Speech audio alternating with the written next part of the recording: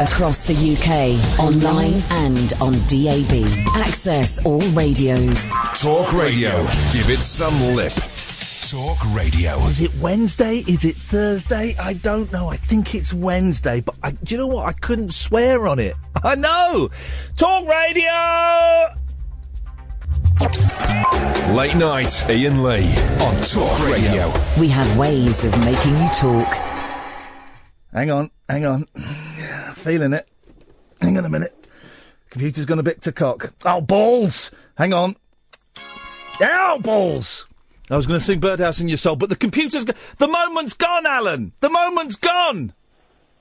Oh, no. The moment's gone, Alan! Oh, dear. You're sucking what little energy there is out of the show. Well, let me try and boost it in some way. Well, please do. Maybe with, I don't know, enthusiasm. Well, it's Wednesday night. This is Talk Radio. It's Iain Lee, live on Wednesday evening. 844-499-1000. We call you out. You can talk about anything. My computer's gone to cock. It started playing Van Morrison now. You can't beat Van the Man. Well, you can. You can beat Van the Man. Oh, what an awful start to the show, Alan. Let's be honest. Only 2 minutes in. We're only 2 minutes in. You sound like you've got 3 dicks in your mouth tonight, which is 2 more than usual. You sound like you've got no enthusiasm. I'm trying to manufacture enthusiasm like some crazy kind of drug factory. Because, well... What? We've both been on BBC Radio today.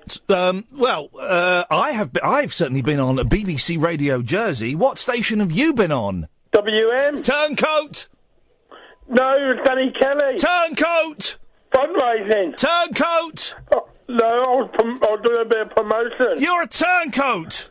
I'm not a turncoat. You're a turncoat. You've gone back to them after the way they treated me. Turncoat. No, it was personal gain, actually. Personal gain? Personal gain to get more fundraisers. How much money have you raised so far? £180. Sweet Lord! And that's in 3 days. Wowzers! That's a lot of money.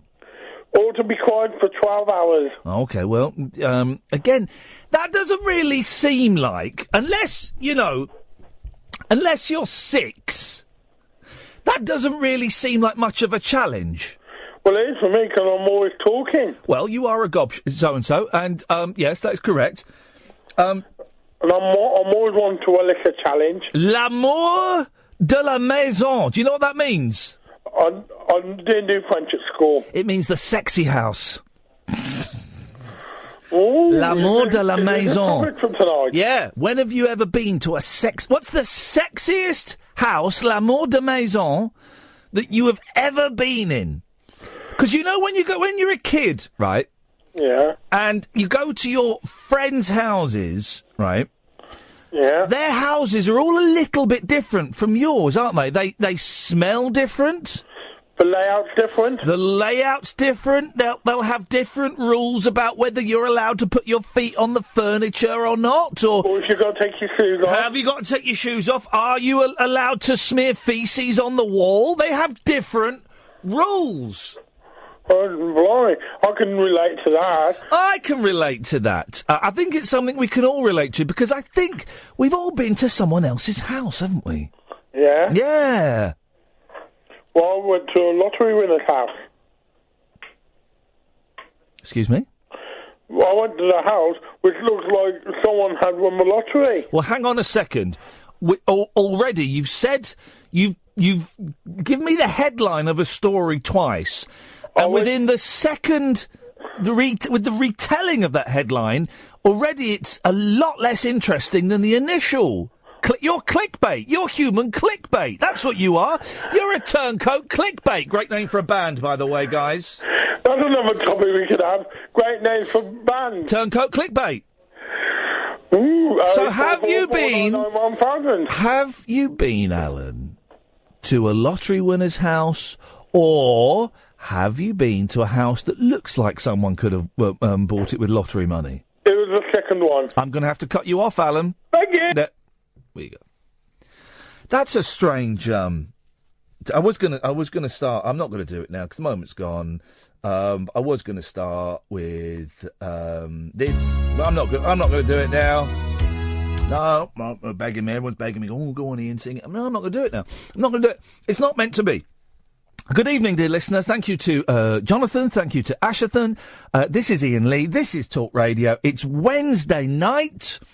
I was struggling to remember what day it was today. Do you know I think there's a thing called, I'm just inventing it, called Wednesday blindness, where you don't want it to be a Wednesday, but it is a Wednesday, so you have to go along with that.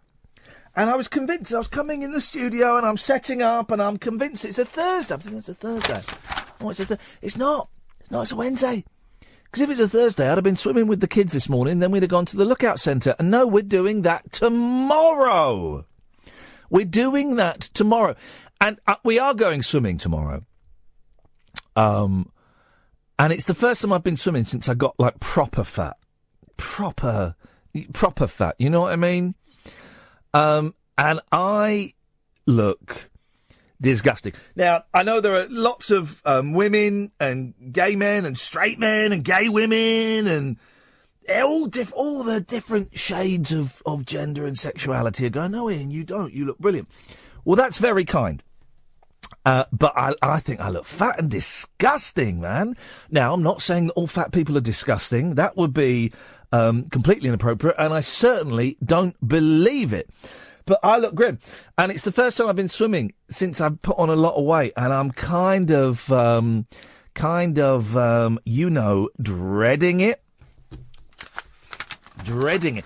And also, when you go swimming with the kids, who are 6 and 4, soon to be, get this, 7 and 5! Jeez, where's my life going? You don't actually, 0844 499 1000, by the way, if you want to call in, you don't actually get much time. There's no swimming involved. For me, there's very little swimming. There will be me spinning them around, me saying that we have to get out of the hot tub now because some people want to come in and use it for the purpose for which it was intended. There'll be me taking them. There's like a secret tunnel. It's not secret. It's not a secret tunnel in the swimming pool, but it's like a passageway with bubbles and, put water pours on your head. And I will have my youngest clinging onto my neck, his arms around my neck, and I'll be going, Daddy can't breathe! Daddy can't breathe! Let go of me! So we'll be doing that in the morning. That's tomorrow morning. Then in the afternoon, we're going to the Lookout Centre, a place where we go quite a lot. And only the last time I went, it's quite expensive. The last time I went, I realised that if I got membership for the three of us, within 4 visits, we'd make our money back and be in profit. And I wish someone had told me that, I don't know, maybe 3 years ago, because I would have saved a fortune. Just a reminder, the show was going to start like this, but it's not happening. It's not happening, guys. I'm sorry. Quell your excitement, quell your anger. Yes, write angry letters to Rupert Murdoch. Why the hell not? Probably got an email. I'm guessing his email is rupert.murdoch@thesun.co.uk. It's a guess, but worth a punt, isn't it? It's worth a punt, isn't it? 0844 499 1000 is the telephone number. You may have gathered, you may have gathered, Gatford, that I don't really have a theme for this evening's show. Just kind of, I'm sitting here, leaning forward, lights down low, there's a red vibe going on in the studio, and I'm Shoes off. Sorry? Shoes off. Shoes always off. Shoes off, watch off. Yeah, shoes off, yeah. Shoes off, watch off, always. And I'm just leaning forward, and I'm just talking, and this is genuinely what's happening. I'm just talking in the hope that something sticks. Do you know what I mean? May I make a suggestion? Please do. I'm going to swig some water while you do. Put the watch on, put the shoes on, see if it helps. No, mate. Never does. Oh, okay, fair enough. It never does. There's something about, Brian Wilson, right, from the Beach Boys, right? I've heard of him, yeah. He was bonkers, right? I don't think we're not allowed to call it that now. And But we are. as he became more and more isolated in his mental illness stroke drug-fueled frenzy, Yeah. he didn't have to go down to the beach to write songs. He had a giant sandpit installed in his living room and had his grand piano put in the sandpit. And when he was writing songs, he would go in there with his shoes and socks off. He'd feel the sand on his feet, and he'd write, kind of songs about California.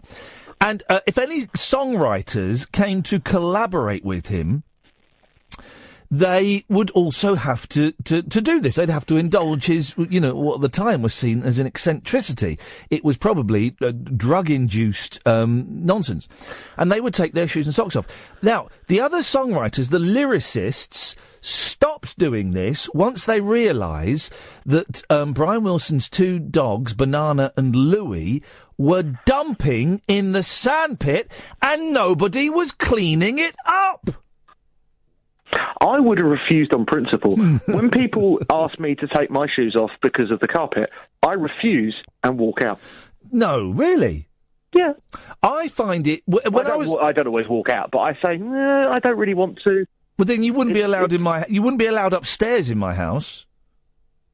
So I am allowed downstairs? Yeah. We don't have carpet downstairs. So I'll be round tomorrow? When I was growing up... sounded like an invitation. When I was growing up, it was very, very unusual for people to ask you to take your shoes off when you went in. Yeah, very unusual. Never happened. People who had ideas above their station would do it. But now, I find it the norm. I still find it very untasteful because when I go out, I wear socks and shoes. Yeah, of course. So, yeah. Well. So what's the difference? Why is it more suitable for me to take off my shoes when I come into your home? Well, because your socks won't have trod on spit or poo or anything like that. But my socks have been on my feet, yeah, which at the moment are not the most glamorous part of me. I would admit, but the shoes are designed to be worn. I would rather... What if I had chosen on that particular day? For the listeners just wondering why there was a little... I dumped that bit, dear listeners. I swore at Gatford. I think you just kind of swore generally. We're an at. Yeah. Fair enough. But if I was wearing the flip-flops with no socks, what would you feel like then? Would you want me to keep the flip-flops on or come in? You can come in. You can come in. You just can't go upstairs. Fair enough. Well, have you got a downstairs toilet? Yeah, but there's no door on it at the moment. Well, that's okay. I can whistle. Oh dear. Yeah. Oh, dearie me. No, there's no door in our downstairs toilet. I don't know why. Why is that? I don't know. Where's that gone? I don't know where it's gone. There was one. And then we had it done, and we had it done, and then they didn't put the door back on. What the hell is that about? Who are they, and where have they gone? The builders and the plumbers. Those guys. Can't you do it? You're a man. Can't you? No, God, no. No, that's not. That's never. I'd offer to come round, but I can't do it. Okay. What have you called him for, Gats? Well, the shoe thing annoyed me. Yeah. So that was numero uno. Yes. Because I feel exposed without the shoes. Yeah. Vulnerable. I often wear socks with holes in. Well, me too, because I'm terrible at mending socks. But I don't. Well, no one darns their socks anymore. As soon as the socks go, they get chucked away. No one darns them. It's a terrible throwaway society. And when the big nuclear bombs come, we'll all be screwed because no one will be able to recycle anything.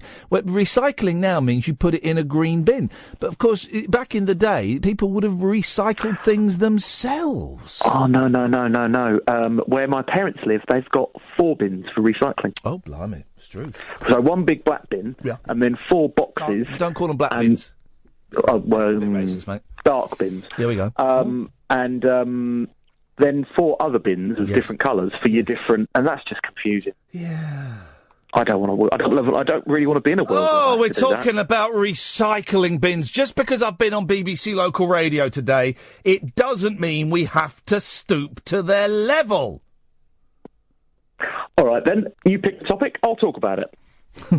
How about goodbye, Gatford? There we go.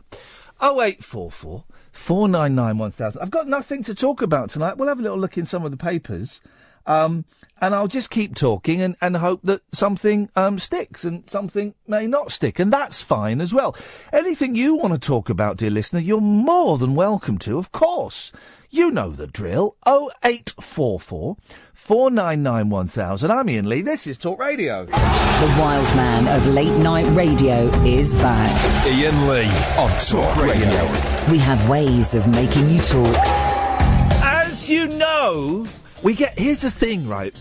Kath and I get so many members. You know, we share the offices with Talk Sport, right? So there's Talk Radio and then there's Talk Sport. And on Talk Sport now is Jason Cundy and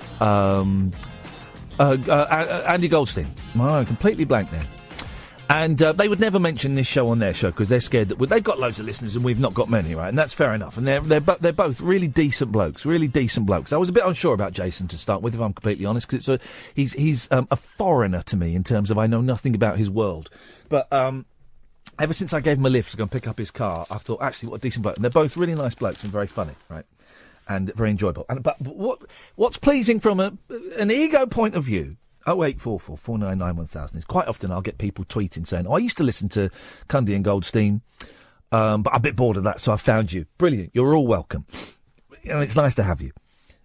Some of you say mean things about them too as well. Don't do that. There's no kind of rivalry like that there. But what's even more pleasing is when members of the Talk Sport staff come up to us and go, I'm really enjoying the show, Iain. It's just nice to, sometimes get a break from football. We get that quite a bit. We had a fella tonight. Me and Kath were in the kitchen having our supper. He says, all right, Iain, nice to meet you. I'm a big fan of the show. I listen with my kid. And, it's just nice to get a break from the sport every now and then. That's people that work for that station. So if you're a Talk Sport member of staff and you're listening to Talk Radio, well done. Well done. I won't say nothing about it. Well done. So, as you know, 0844 499 1000. I don't know nothing about sports, right? Don't know nothing about sports. And I got sucked in to the 2012 Olympics. I kind of got sucked into all the argy-bargy of it. And I went and saw Paralympic weightlifters and stuff. And I got kind of sucked into it. 2016 Olympics in Rio, I couldn't give a stuff about. It didn't interest me at all. And because it was on at a silly time of night, I didn't see anything. Right? But well done, all those guys and gals. But they've had recently two parades for the Olympians and the Paralympians. Two parades, one in Manchester and one in London, right? Loads of people turned out to go and see them in the pouring rain. Well done. It must have been wonderful for those athletes and their families to see all that support. And that's great. I'm not knocking that in the slightest. But I found two heroes. Have you seen this story about the parade? Oh, I love this. I love this. In fact, see if you can find these people on Facebook, Kath. Zach Alsop, ALSOP, or Jamie Rawsthorne. They're both 21. See if we can find them and get them on the show. This is brilliant, right? This is what Britain is great at. It's in all the papers. Two pranksters sneaked onto the Team GB homecoming parade float by posing as Olympic gold medal winners. Oh, God. Isn't that beautiful? And we're all thinking, I wish I'd done that. And not one of you is angry that they've done that. You can't be. It's just so beautiful. It's just beautiful. Zach Alsop and Jamie Rawsthorne are our new heroes. Both 21, they're only lads. They're young lads having a bit of a laugh, doing what Britain is best at, winding people up. Both 21, and they've really gone for it, right? They've really done well. both 21, wore replica kits and plastic medals to climb on the float in Manchester with genuine athletes on Monday. Oh, it's so delicious. I want to talk to these two lads. I want to know at what point they thought they were going to do it. Was it the night before? They've bought the outfit, so there has to be a little bit of planning involved. Couldn't have been a completely spontaneous thing. And you just imagine them on Monday morning getting dressed up and going, are we actually going to do this? We are actually gonna do this. The pair managed to dodge security and police to mingle with the Olympics heroes as thousands lined the street to cheer their Rio triumph. Oh, this is brilliant. This is brilliant. Can someone try and find me the clip? They're on Sky News. We'll have a little look. It'll be on YouTube. We'll have a little look. They were only rumbled by a Sky News journalist who asked Jamie how he'd won his medal.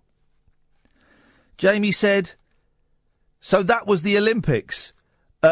Sorry, the fencing in the Olympics." Asked if it was a blagging Olympics, he admitted, "A bit of one, yeah. We just bought the kit, got the medals, and just thought we'd give it a go.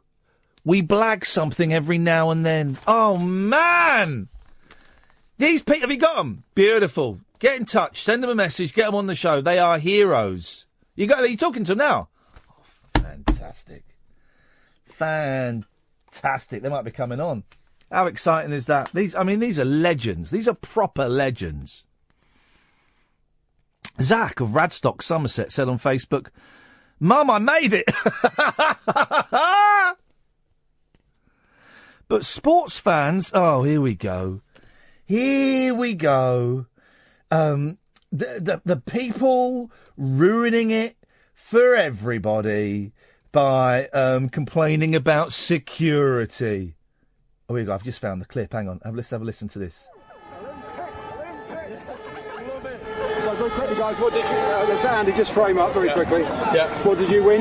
So that was the Olympics. The fencing in the Olympics, yeah. Was it a blagging Olympics, was it? Oh, a bit of one, yeah. We just kind of bought the kit and we just went, what medal? Yeah, so we got the medal and we just thought, we'll give it a go. We actually got ushered on. It was actually completely against our will. But so you're a couple of blaggers, aren't you? Yeah, we blag something every now and then, but we're going to get off for the next stop. Well, we've got to get off. Oh, the scrumpy bloke from Sky. You're blaggers, aren't you? He should have been saying, guys, these two have just blagged their way on. They're legends. Ha ha! Zach of Radstock, Somerset, said on Facebook, "Mum, I made it." But sports fans questioned how they got so close to athletes like Jessica Ennis-Hill, with one tweeting, "Pretty ropey security." Oh, shut up, you complete melt. The British Olympic Association said, "We are disappointed anyone would want to detract from the athletes' celebration." Oh, come on, guys. It's hardly like ISIS got on there and, do you know what I mean? It's two blokes having a little bit of a laugh, seeing if they could chance their arm. And they did chance their arm, and it paid off. Absolute heroes, as far as I'm concerned. And do you know what? In a minute, we might be speaking to them. Late night, Iain Lee on Talk Radio. We have ways of making you talk. A little bit. So very quickly, guys, what did you... Andy, just frame up very quickly. Yeah. What did you win?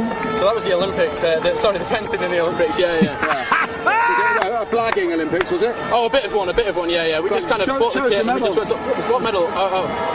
Yeah, so we got the medal and we just thought, we'll give it a go. We actually got ushered on. It was actually completely against our will. But so you're a couple of blaggers, aren't you? Yeah, we blag something every now and then, but we're going to get off for the next stop. Well, we've got to get off.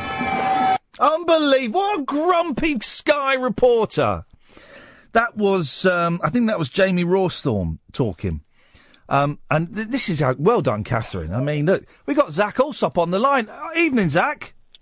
Hello, how you doing? Oh, mate, listen, I've got to say, you, sir, I'm sure your friends have told you this, you, sir, are a legend. Thank you so much. Thank you very much. Thank you. Listen, I've got to ask, when did you and Jamie decide that you were going to do this? Do you know what? Not actually that long ago. It was probably about a month ago. Jamie kind of rang me up, all excited. He's from Manchester, so he's kind of loving it, the fact that the Olympic parade was coming to his hometown, basically. So he was like, right, we need to do something, you need to come up. So at which point I was like, well, why don't we just try and get on the bus? Like, it was pretty much the first thought that came into my head, because we've been doing similar things at festivals throughout the summer. So it was kind of like, it was already on the cards by that point. So, yeah, I mean, the planning started with 2 weeks to go, basically, so not actually that much. So, hang on, what stuff have you done at festivals, then? So, at the beginning of summer, we kind of went to a few gigs down in Bristol, and we managed to get backstage and meet a few of our favourite rappers. Yeah. That kind of escalated a little bit into sneaking into festivals, then getting backstage once we're in there. And, I mean, we've done various, like, different festivals throughout the year, so we've been kind of filming and documenting the whole process and just kind of gathering a lot of good footage, really. We'll talk about the video in a second. How do you do it then? Because I'm terrible at blagging stuff. I get all nervous and uncomfortable. How do you do it? What do you say? Do you know what? Like, every time you go through like a little phase of doubting yourself, and you're like, oh, maybe we're going to get rumbled soon enough. But I just don't know. I think it's a lot to do with human psychology. Like, by no means I'm an expert, but if you've got like an outfit which looks legitimate and you don't give anyone a reason to question you, it's mostly about confidence, to be honest, and we kind of developed that kind of thick-skinned kind of attitude towards it. All right, so you decided you were going to do this. You were going to get on the bus. You just went out and bought the kit and the fake medals, did you? Yeah. There's a lot of. Let me just clear up the talk about the medals. They were not plastic, by the way. The sun. So they were not plastic. They were actually high-quality replicas from eBay. Well, I'm glad you've got that, because it says here, pranksters plastic medals. It just goes to show it may be Britain's greatest newspaper, but they get the facts wrong. Yeah, no, exactly. I'll tell you what, I met will.i.am from Black Eyed Peas later on in the evening, and I guess he owns a lot of gold jewellery. He couldn't tell the difference. He picked it up, it had a lot of weight behind it, and he couldn't tell. So hang on a minute. Good. Did you convince will.i.am that you're an Olympic gold medalist? Oh, yeah, he loved the fact. He's not sure he knew what fencing was, but he loved the fact that we were Olympians. Why did you pick fencing? Well, there is actually some thought behind this. One, because of course there is. Not the most popular sport, and two, because they all wear masks. So at one point we were actually in a bar, and we managed to bag ourselves some free drinks, and they started Googling us right in front of us, and we were like, oh, geez, we're going to get kicked out soon. But they kind of looked up and was like, oh, my God, I love, like, the masks. Like, they have the Great Britain flag on and everything. We were like, oh, yeah, good touch that was, yeah. How did you get on the bus? So we Jamie's flat was just down the road from the start point. So we basically got kitted up, just put over. We had 10 minutes to go, and we kind of got mobbed by people on the way wanting photos of us and stuff, so we nearly missed it. Kind of rocked up right near the bottom kind of area where the buses were all lined up, and we just kind of passed through the fence, and the security waved us through. So I think it was the last minute kind of worked in our favour. So a lot of athletes were running back and forth to the toilets and stuff. So we kind of blended in quite well. You got on the bus. Yep. And I mean, it must have been a bit of a buzz, because there are thousands of people there cheering you. Yeah, I mean, I wish I could have taken it in more than I did. The whole thing felt like about 10 seconds long. As soon as we got on the bus, we were questioned immediately by the modern pentathletes, who obviously knew everyone in the team. Yeah. So we kind of stuck out like sore thumbs. So they kind of came over to us and was like, "Oh, guys, you might be on the wrong kind of bus. What sport do you do?" And we came up with fencing, because I personally didn't know that fencing was part of the modern pentathlete kind of repertoire. So they were like, as soon as I said fencing, the look on their faces changed. So I knew I'd made a kind of grave mistake because we got bombarded with questions about what kind of swords we use and all this kind of stuff we just didn't have a clue about. And then when did the grumpy Skyman talk to you? So that was probably 5 minutes down the road. So the pentathlete team were like really on board with us being there. They loved it, and they were like, right, let's kind of get you guys on Sky News. So they were on side. Oh yeah, they were in on it. Yeah. Oh, beautiful! Oh, naughty athletes! Well done. Yeah, so we would have definitely got off the bus if they kind of had an issue with it. But I mean, we chatted to them and they were really cool with it. Yeah. So they said like, let's get you on Sky News now. So by that point, the whole kind of everyone on the float knew that we weren't meant to be there. Yeah. So it was kind of like he played it off as if we didn't know that he knew, but everyone on the bus knew. So he was kind of trying to make us look stupid, basically. But yeah. Is that so miserable? Oh, you're blagging it, are you? You're blaggers, are you? Miserable git. Come on, lighten up. Yeah, I know. Exactly. And then you because you kind of both buckle a little bit and you go, well, we're probably going to get off at the next stop. Did you get off or did you stay on? Oh yeah, no, we did. So we kind of realised at that point we didn't want to stick around for too long. We thought by that point the athletes had already invited us to the after party, so we were like, right, we kind of had our fun here. We've got enough footage for the video. Yeah. So we'll meet you guys later. And they're like, yeah, cool. Like, cheers for doing that. Like, nice to meet you. And then we kind of we hopped off of the Skyman and just kind of dived into the crowd and blended back in. Then. Oh, it's beautiful. It's beautiful. And then you got to the drinks in the evening. Any other celebrity? You didn't meet any royalty, did you? Oh, no. Okay, well, the party was good. The after party was very good. Obviously, Will.i.am was a highlight, and kind of the whole night was a bit of a blur, to be honest. And this video, so you've been filming. How many times do you reckon you've done this then?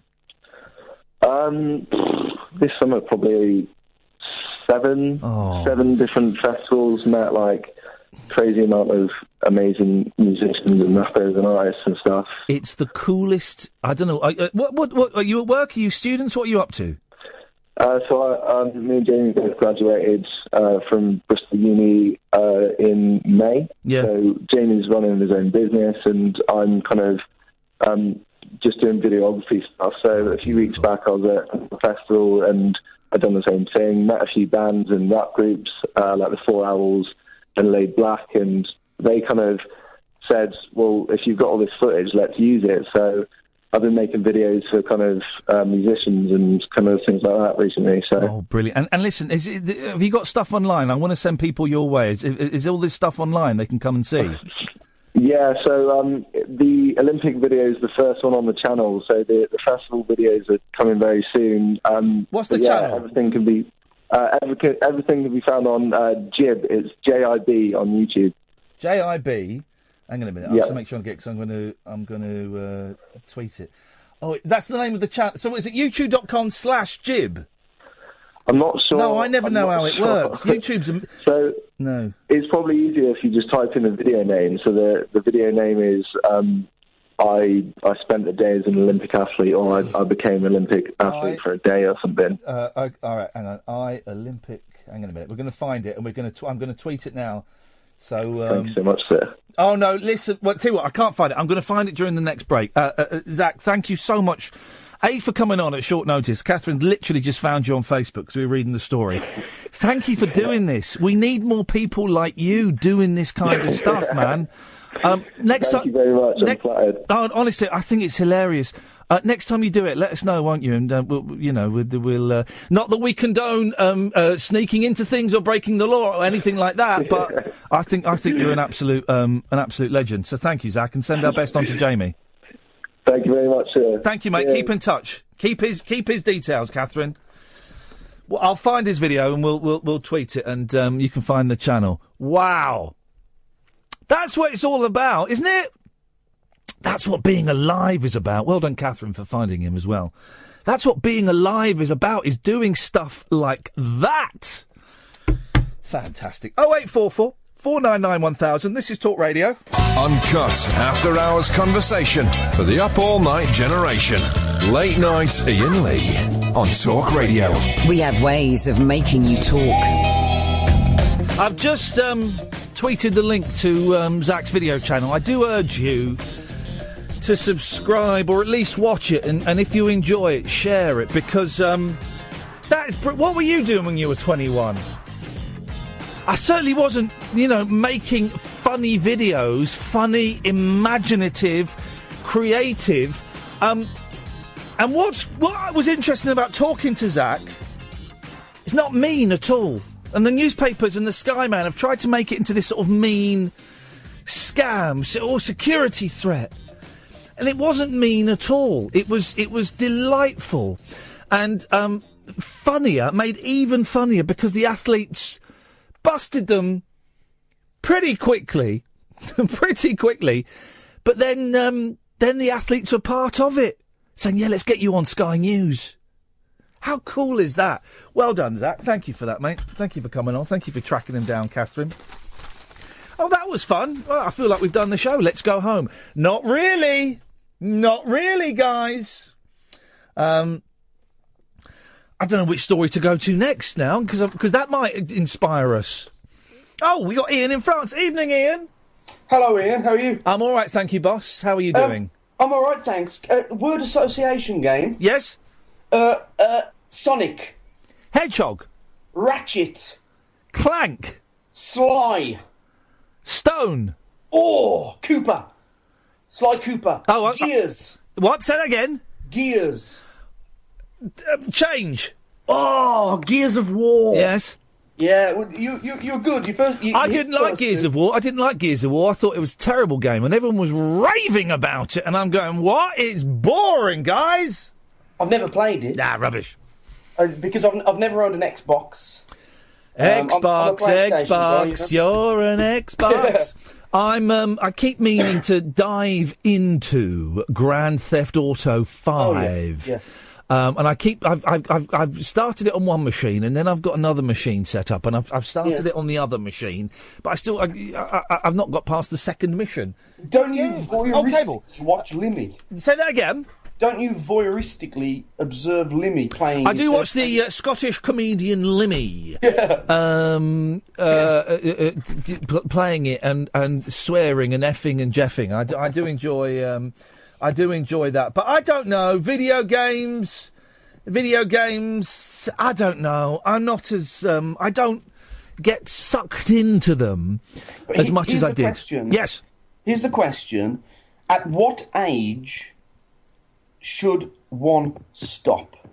Oh no, I don't buy any of that stopping. Yeah. I think as long as you're still getting stuck, it's like I always thought you should stop wearing T-shirts with band names on them when you're about 40. I'm 43 now, and of course now I'm a 43-year-old man wearing ill-fitting jeans, wearing T-shirts that say they might be Giants. You know, and that's just the way it goes. I don't think there's any. My generation is the first generation that was brought up on video games within the home. This is it, isn't it? I mean, we're pretty much the same age. I think you're a couple of years older than me. All right, mate. Pretty much the same. Pretty much the same, you know. Yes. And I had quite a heated conversation with somebody. Yeah. I was asked, well, what did you do this weekend? And I said, well, not much, but I just played a couple of video games. And the response was as if I'd said, I went around and tickled a couple of persons' nether regions. Yes, I do look back on my life and marvel at the amount of time I've wasted on, obsolete football games. For example, FIFA 97. Sure. Which was, a big deal at the time. And the first Halo and all of the second Halo and all of these kind of things. And it wasn't completely wasted because I guess I got something out of it. I got some pleasure out of it. But I could have, imagine if I'd spent that time learning to play the guitar. Yeah. Or learning a foreign language. If I'd spent all of the hours I've spent playing video games, I spent learning French. But nobody says this about reading books, do they? Well, just well, it would work with but books. I kind of think you're getting some sort of knowledge from. You're getting something that is more tangible than you are from playing a video game. I mean, my memory is terrible, but books have. I can tell you facts from books. I can tell you interesting things. I can recount funny passages. I mean, you learn vocabulary, I suppose. Yeah, vocabulary. Yeah, and it helps. But, the reading of books has helped with my writing. But video games, okay. I played a really tough. I did a really tough puzzle on the original Tomb Raider back in 1999. So what? But what about it? Okay, not books, not films. Yes, golf. What did you do this weekend? I went and played golf for 8 hours. Golf! What a waste of time. Well, but is it though? What a massive waste of time. But is it though? Because exercise, barely. Companionship. Oh, only with other golfers. Focus of the mind. It's like a meditation. No more. It takes no less skill to pull off a fantastic headshot in Call of Duty than to. Oh, come on! You're surely you're saying that Call of Duty is as skillful as golf? You're insane. Have you been drinking again? That's insane.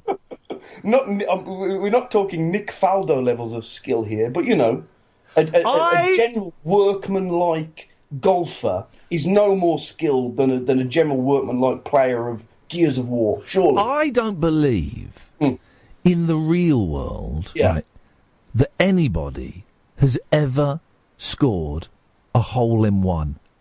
I don't believe it. Kim Jong-il did. No, he didn't. No, he didn't. Well, you said he did. Who said? He said he did. He said he did. Oh, said he did. And Robert Mugabe. Right, so it turns out dictators score them virtually every shot they take. I don't believe it's ever happened. I've never seen it. No, I've never seen it. And even if I saw it, right, because when you hit the golf ball is tiny and it's white, so when you hit it, it goes in the sky. You can't see it, right? See it, yeah. And it's the hole is, 250, 300 yards away. Sure. So no one could see that it's gone in unless you were stood by the hole, right? That's true. But then if you're stood by the hole, you won't know it's necessarily the ball. I don't believe it's possible. It's impossible. That tiny ball in that tiny hole from 300 yards away, I'm not having it. And we've all seen Goldfinger, haven't we? What happens in Goldfinger? There is a fantastic golf cheating scene in Goldfinger where Sean Connery, obviously James Bond, is playing golf against Goldfinger. Oh, I've never watched a Sean Connery one all the way through. Okay, it's just a fabulous where Goldfinger himself uses what's his name? Is it Oddjob? I think the henchman. Is it the one with the bowler hat? The bowler hat. Yeah, guy. Oddjob. I like him. I like him. Yeah.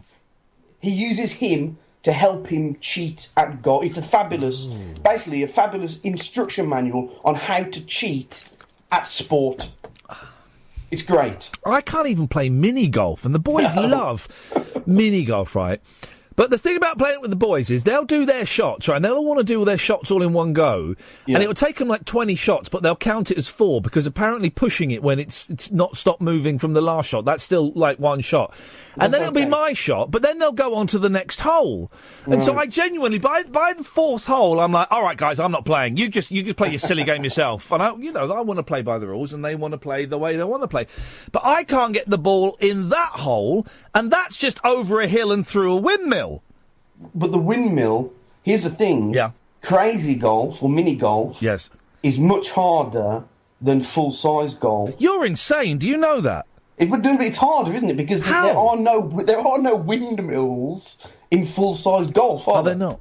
Someone should make a full-sized crazy golf. What a brilliant idea. I would be up for that. I always wanted to build, those little jungle gyms for kids? Yep. Next to shopping centres. Yep. One of those for adults? Yeah, soft play for adults. Yeah, I'd be up for that. Brilliant. Well, if you start it, Ian, let me know, and I'm certainly going to sign up for a year. Absolutely. Nice one, man. Thank you very much, Ian. Pleasure. Always nice to talk to you. 0844 499 1000 is the telephone number if you want to give us a call. You're more than welcome. I honestly do not believe that someone has ever scored a hole-in-one. I just don't see how it's even, like, remotely possible to do it. The ball is tiny, right? It's about golf ball size, right? The hole is not much bigger than the ball, and you're hitting it 300 yards. Nah. I'm just not buying it in the slightest as being workable. 0844 499 1000 is the telephone number. So, you're supposed to put a tortoise in the fridge. So it says in the papers, guys. Let's read on. Before you do go and put Tommy in there, let's read on and get a little bit more of the facts, shall we, guys?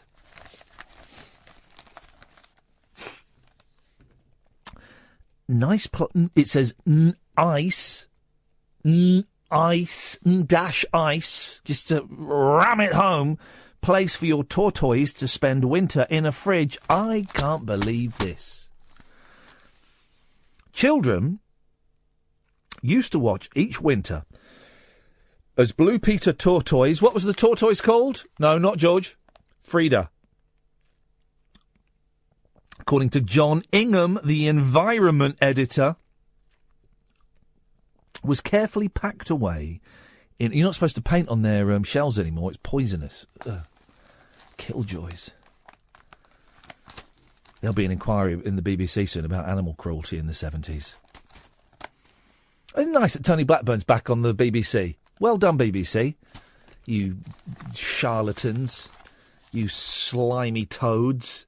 Although I was on the BBC today, so great to be back, guys. I did a Blackburn and I went back to the BBC. Children used to watch each winter as Blue Peter tortoise Frida was carefully packed away in a cardboard box for a few months. Oh, for a few months' hibernation in a quiet corner. Does it have to be quiet? I mean, is the noise going to disturb them? But experts now say tortoises would be better off in the fridge, providing you keep a close eye on them and don't use an appliance that is used for the family's food. Oh, yeah, because everyone's got a spare fridge lying around, innit? Everyone's got a spare fridge. Crying out loud. The British Veterinary Association said yesterday modern advice has moved away from the traditional idea of placing your tortoise in a shoebox in the attic. The old practice is linked to health problems such as frostbite, weight loss, and bites from rodents. Imagine that. Imagine you go to sleep and you wake up like two of your legs are missing and they've been eaten by rats. Imagine that as you're falling asleep, right? When you wake up in the morning, two of your limbs, maybe an arm and a leg, maybe both legs, will be gone. They'll be eaten by rats.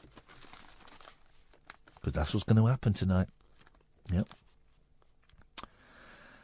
British Veterinary Zoological Society President Mark Stidworthy said, using a fridge to hibernate a tortoise may seem odd, but can provide a safe and reliable hibernation chamber. It is essential to ensure that the refrigerator temperature is stable, correct for the species, and regularly monitored. Boring. Boring pets. Tortoises, terrapins, stick insects. I think mine are dying. Certainly hope so. I'll check tomorrow. Fish, rabbits, dogs. 0844 499 1000. But he warned the greatest risk to health of the pet, which can cost £130, is being left in hibernation too long. The Tortoise Trust says fridges should be set at 5 degrees Celsius, so it does not get too cold, and put in a box with air holes in the lid. And blah, blah, blah, blah, blah, blah, blah, blah. Fortunately, A hibernating tortoise breathes slowly and has a low oxygen demand. Oh, here we go. I mean, you thought you could leave it in there for 6 months. No! Work is involved. You've got to do something with this docile thing. It should be taken out once a week to check it is not losing weight dramatically, and the fridge opened at least 3 times a week for a few minutes to ensure enough oxygen circulates. But for God, for the sake of everything that is holy, please think of the children. Don't use the family fridge, as they must not share lodgings with food or drink. Lodgings? Because of the risk of deadly bugs, including salmonella. You know, I would put it in the fridge. I would forget about the tortoise. Come the spring, I go, oh, blimmin' it, we've got a tortoise. Oh, no. I've left him. He's been in the fridge since October. Quick, let's go and look. Oh, he's dead. Damn you, John Ingham, the environment editor of the Mail. You killed my tortoise. You killed Terry. On your head be it. And then what we'd do is we'd put Terry in a jiffy bag, because it'd be all withered. And we'd send it to to John Ingham, environment editor, care of the Daily Mail, Fleet Street, London, England, the world, the solar system, the universe, and let him deal with it. That's how that ended. So all in all, it was a very sad affair for everybody concerned. 0844 499 1000. I'm Iain Lee. This is Talk Radio. Across the UK, online and on DAB. Talk Radio. We'll get you talking. Talk Radio. Oh, man alive! What a fun hour we've had. We've come in with nothing and we've had a cracking 60 minutes. We spoke to one of the guys who blagged his way onto the Olympic celebration bus. What's going to happen next? I can see Nigel's calling in. That can only spell disaster. Late night, Iain Lee on Talk Radio. We have ways of making you talk. 1, 2, 3, 4.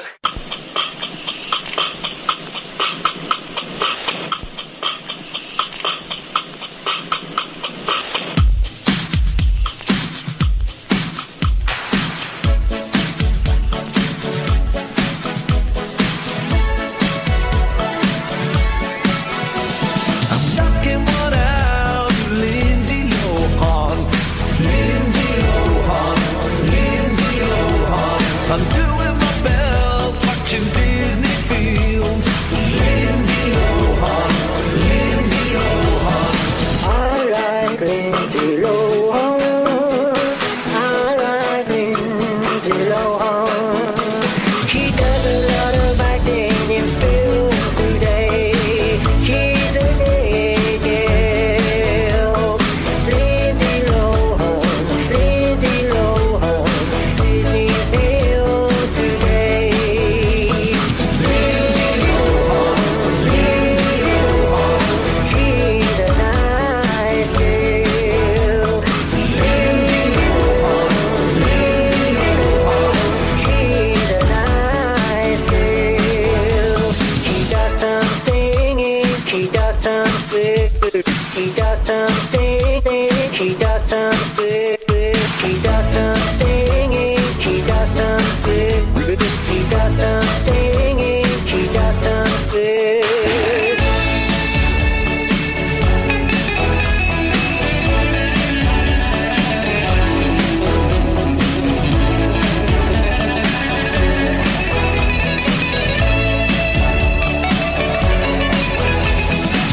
Lindsay Lohan,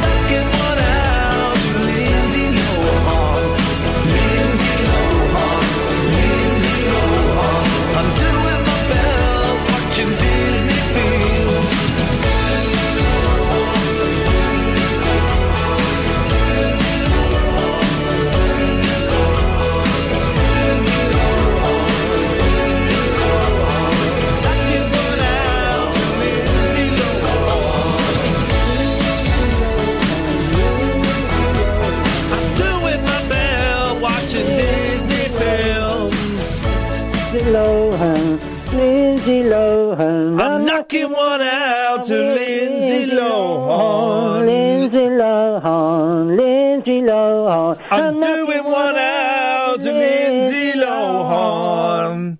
Oh, that was live at the end. Acapulco. Fantastic. It showed the O2 Arena that we were singing live. They do that live, but they do that pop group sometimes. They'll carry on singing after the song so they can show their microphones alive. I love that song. Yeah, it's really brilliant. It is the way brilliant. you put it together. It is brilliant, but you're brilliant. I'm brilliant. We both sang well together, didn't we? I've got the sales figures in. Do you want to know how many copies? But how many you've sold? Right. Yeah, you go far away, Ian. How many do you think we've sold? 100,000. It could be more. Are you sitting down? Yes. Good. It's a big shock. It's going to be a big shock, mate. Yes. I don't care. Anyway, yes. So you're saying 100,000? Well, I don't know. I'm just guessing. Okay. All right, 10,000. 10,000. All right, 10,000. 20,000. It doesn't really matter. It's only a bit of fun, wasn't it? It's only a bit of fun. But I dare say we've sold a few. Well, Lindsay Lohan, Lindsay Lohan, I'm doing one bell watching Disney films. Lindsay Lohan, Lindsay Lohan, I'm knocking one out today. Lindsay Lohan, Lindsay Lohan, I'm watching all the films today. Lindsay Lohan, Lindsay Lohan, we're watching all the films today. Yeah. And they called it Puppy Love. Imagine having sex with a dog. They'll never know how a young girl really feels. That's a bit creepy now. And how I love her so. That's a bit creepy now. You're too old to be singing Puppy Love. Oh, well, he did on the TV. Yeah, but he was a child. You're a child when he sang it on the TV today. Who? He's been on TV a lot. So. Who's been on TV today? Jimmy Osmond, Donny Osmond. No, Donny Osmond's been singing it on the TV. Inappropriate. Inappropriate. He's too old to sing that now, Yeah, isn't he is. He don't sing it so well, neither. Yeah. No, he's not a bad singer. He's still quite a good singer. I like Donny Osmond. Yeah. He's better than Jimmy Osmond, but he's no David Cassidy, is he? No, I don't think I don't think Donny Osmond could sing as well as he did when he was like 16, because your voice changes, doesn't it? Who can, though? Who can, yeah, because your voice gets deeper. Who can really? No. So far away with the figures. Okie dokie. Right. I don't want to. I hope I'm not going to be shocked. I think you're going to be. I think you're in for a surprise, mate. 10. 10. A little bit lower. No, I'm joking. Right. 7. Shut up. So there are two sets of figures, right? Yeah. 2 sets of figures. Now, What there does are that mean? I'm going to tell you, Nigel.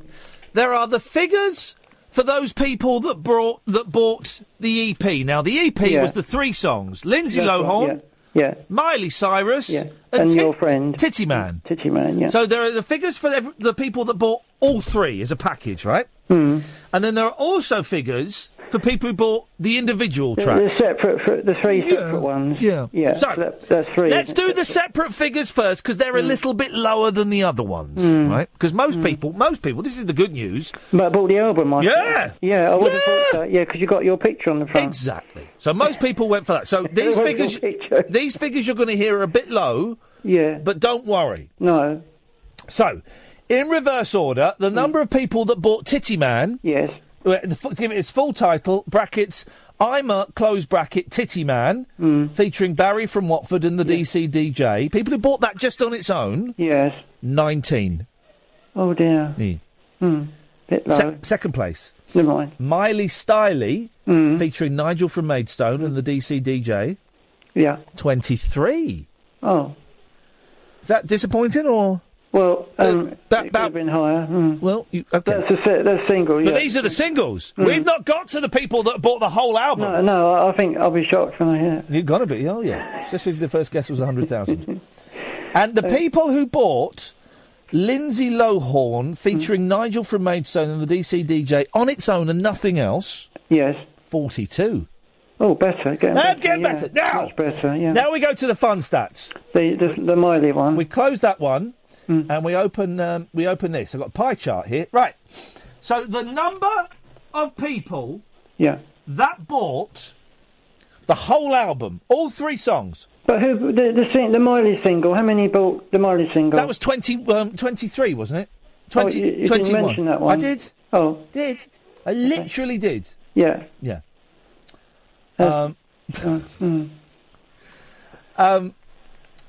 Apparently there are some radio awards tonight. I'm being asked by some high-ranking officials if you won anything at the radio awards. Did you win anything? I didn't. No. Maybe they'll let you know by phone.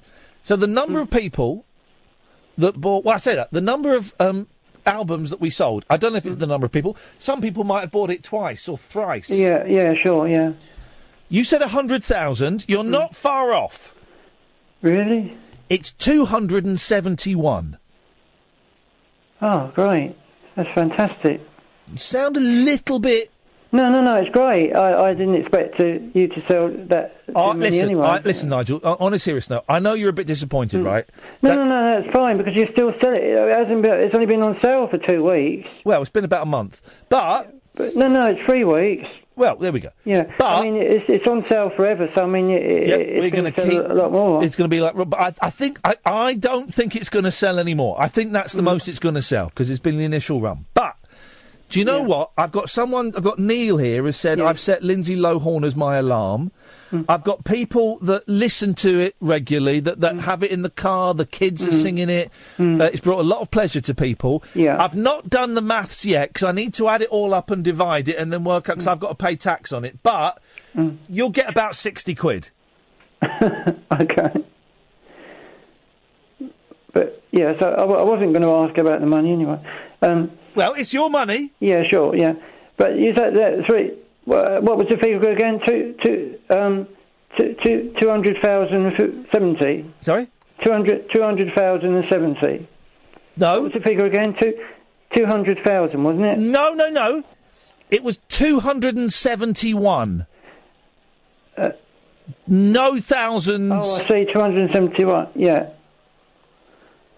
Oh, it was lower than I thought. I thought it would be in the thousands. So I'm going to be honest. But mind you, if it's on sale, the longer you leave it, if you leave it... This is the most awkward phone call I've ever been involved in. Leave it for sale. Anyone else has got their toes curling up? Wouldn't it? Well, I suspect... But I like the songs. I like the songs. I think you've done very well with them. We got to number 32 in the charts, in the dance charts on iTunes, Nigel. Is that on there now in the dance charts? No, it's dropped out now, but... it was in there last week. Teaspoon Riverneck on Twitter says he DJ'd Lindsay Lohan at a metal gig a few weeks back. So it's brought a lot of people a lot of joy. It's brought them joy. Good, very pleased. So there's about.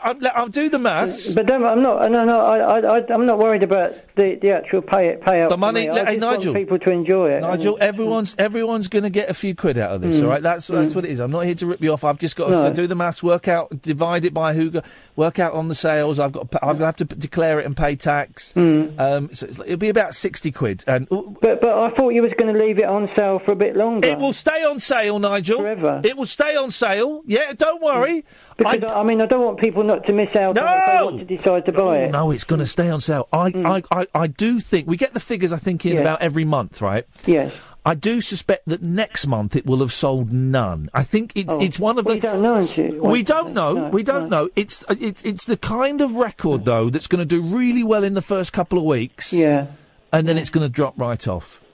But it's more catchy than a lot of things that are in the charts, isn't it? More I think, especially the Lindsay Lohan one. And here's the you thought that was a blow, and I can tell you're disappointed by the sales, Nigel. I did try and set you up. I'm not disappointed. Well, no, I'm not actually, because I thought you might only sell about 20. Well, you thought I was going to say 100,000.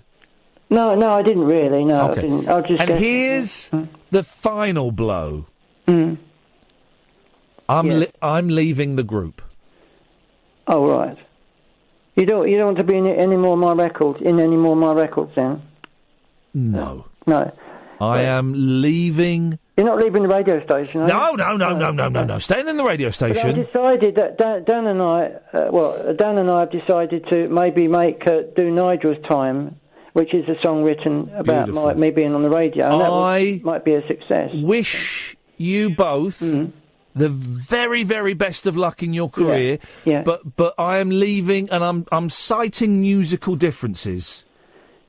Yeah, but I mean, I didn't expect you to keep doing it. No, anyway, but, no. So I'm quitting the group. Okay. I'm not. No. I'm not, I should go solo. Well, I'd like to anyway. So, I've got a. Did you like that Puppy Love renovation I did? The what? The renovation of Puppy Love. Did you like my singing? The renovation of Puppy Love? My version of Puppy Love. Did you like it? I thought it was absolutely wonderful, Nigel. Thank you very much indeed. I'm going to be honest, guys. That was the most awkward phone call. It was like dumping a girlfriend.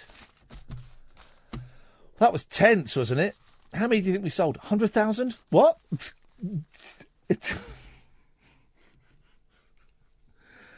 Well, it was fun while it lasted. Huh? 0844 499 1000. This is Talk Radio. Late night conversation worth losing sleep over. Iain Lee. On air and off the leash. On Talk Radio. We have ways of making you talk. Periscope's a little bit different this evening. Normally we have the Periscope in the studio with me. Instead, it's behind the scenes, and it's in the anti-studio with Catherine and Ed. And you can, do you have the output there? Can they hear what's going on in the show? You can hear the show. You can also hear Catherine and Ed bitching about me. I know what you get up to. So Radio Geeks, it's not going to be a watch for everybody, but Radio Geeks, if you want to see the back of two people's heads, then periscope.tv/Iain Lee. Oh, exciting guests we've got coming on soon. Right, so John Lydon we might play out tomorrow or Friday.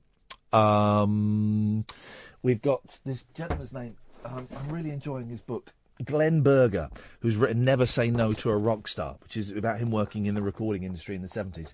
And he's just bumped into Paul Simon. We've also got Petra Hayden.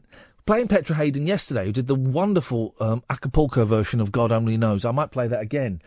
Absolutely wonderful. She's come by coincidence, is coming over here on November the 19th, and we're going to speak to her the week before, which will be wonderful. I'm looking forward to it. And also, Hey Mickey, you're so fine, you blow my mind. Hey Mickey, Tony Basil is hopefully coming on the show. That's the plan. Tony Basil, singer, choreographer. There's a brilliant video, and the reason she popped up into my consciousness recently, there's a brilliant video, and it kind of went viral. Watch this 73-year-old woman put a dance class to shame. And it's this brilliant clip of this 73-year-old woman getting up in a dance class in front of all these kids, you know, in their late teens, early 20s, and astounding them by busting some moves. And it was Tony Basil. And I thought, 73 years old. She's lived a life. She's seen some things. She's, done some great stuff. I'm aware that she choreographed the brilliant, and I won't bang on about it, but there's a brilliant dance sequence in the Monkees film Head with her and Davy Jones, and it's brilliant. I mean, genuinely brilliant. If you got 5 minutes spare, go on YouTube, type in Monkees Daddy Song. The dance sequence from that is stunning, and she choreographed that. Of course, she had the pop career in the early 80s, but she's won Grammys and all kinds of awards for choreography and loads of stuff. Incredible career. So hopefully she's coming on soon. Won't that be fun? 0844 499 1000 is the telephone number. It's a fun show tonight. Literally, it's we're kind of having production meetings on air. If you've just tuned in, you missed us speaking to Zach, who was one of the pranksters who tricked him and his mate Jamie, tricked their way onto the Olympic bus. Nothing mean-spirited, nothing malicious. It was just for the joy of seeing how far they could get. And it's wonderful. And he's tweeted me now, and he's going to keep in touch. He's saying, Ian, we'll have to get you involved in the next one. I haven't got the balls to do that stuff anymore. I used to do stuff kind of similar to that on the 11 o'clock show, a TV programme I presented years and years ago. And I would get nervous doing it then. I couldn't do it now. I haven't got the balls to do it now, really. I buckle at the first hurdle. Anyway, you missed that, but we've put the SoundCloud of that up and it'll be in the podcast as well, I am sure.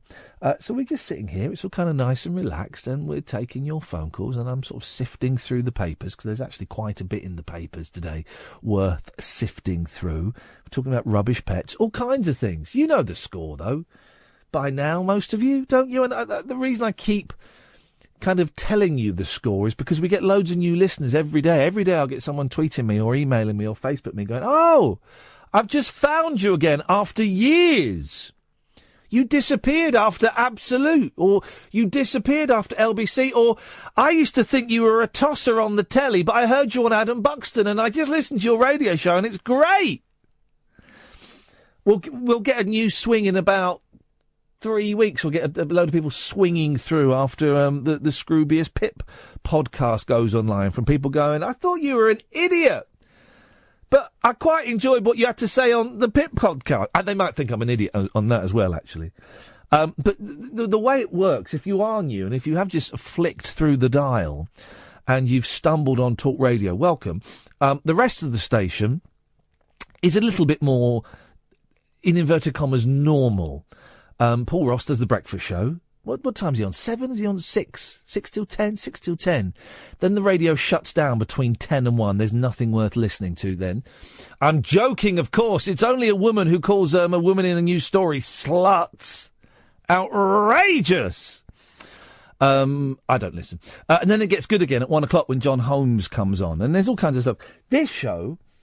it's a phone-in show unlike any other phone-in show in that I sit here and I just talk rubbish and I go through the papers sometimes, or sometimes I'll tell you what's happened in my day or what's going to happen in the next couple of days, and you're more than welcome to phone in about those things or anything. You know, you just phone up and you say, I'm feeling a bit rough today, actually. Just thought I'd check in, because otherwise I've gone a whole day without speaking to somebody. You can do that as well if you want. 0844 499 1000. We try. And the more shows we do, the more confident I am. Trish, I'll come to you in a minute, promise. The more confident I am with this kind of being the backbone of the show. We try and make it celebratory, right? Because, again, this show I mentioned earlier on, calling a woman a slut, outrageous behaviour.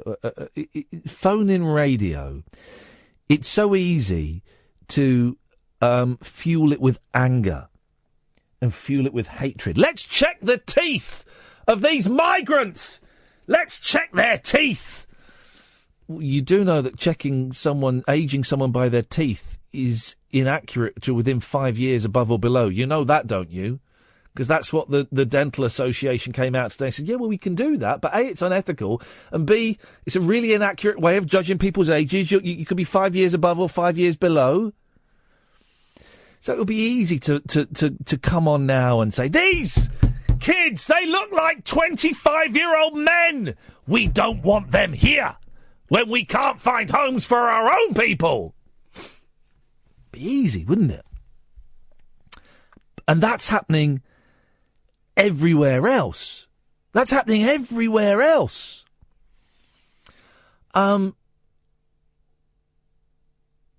thought it'd be nice to do something where we celebrate stuff. And my default setting is to be mean and is to be a little bit snarky and is to be a little bit critical. That's my default setting. And if I do that on the show, it's generally because I've got tired. Okay? It's because I've got tired and I'm feeling lazy. But Kath will give me a boot up the backside, or Ed will give me a boot up the backside, and we try and celebrate. It's unusual to do that in 21st century Britain, particularly after the Brexit vote and with everything that's happening in America. The air, can you feel it? The air. We've got loads of people waiting to talk now. Triss and Kyle and Leslie, I promise I will come to you in a minute. But the air is getting thick with kind of a toxic poison. You know, you switch on the radio, you turn on the TV. Even people hoping to become the president of the United States of America are spouting racist, misogynistic, sexist, abusive, toxic spew. It's awful, isn't it? It's awful. And in politics in this country, and on television in this country, and phone-in radio, right? For me, phone-in radio should be a bit of fun. We could do serious stuff as well, you know.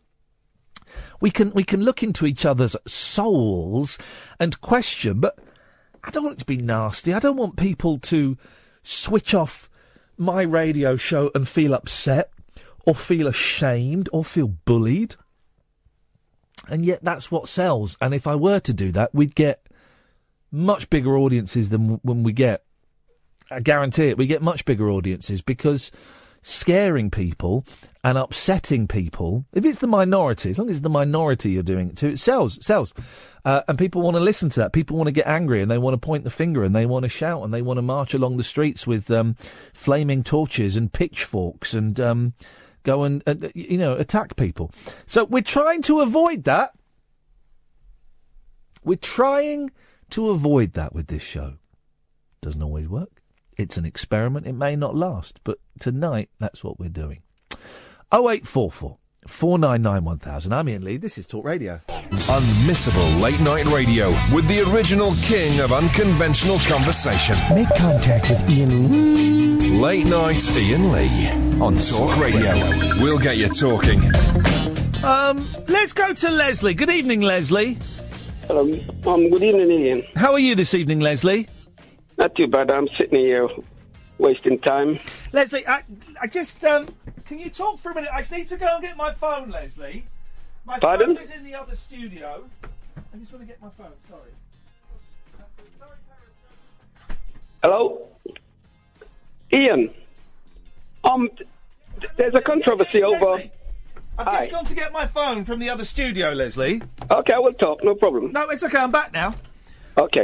Because there's something I want to play to you, if that's all right. Can I play you something on my phone? Yeah. I was in bed the other day. Yeah. I was listening to the radio. Uh-huh. And something I heard... I was listening to another radio station, as I often do. And I heard... Really? Yeah. What? I heard the most amazing thing I've ever heard. And I recorded it on my phone, and I wondered if I could play it to you. Would that be all right? Yeah, go ahead. OK, sure. This was it. Hang on, let me just get the speaker on. Turn it up. So I'm in bed, listening to the radio, and then suddenly I heard this. At this time, a company,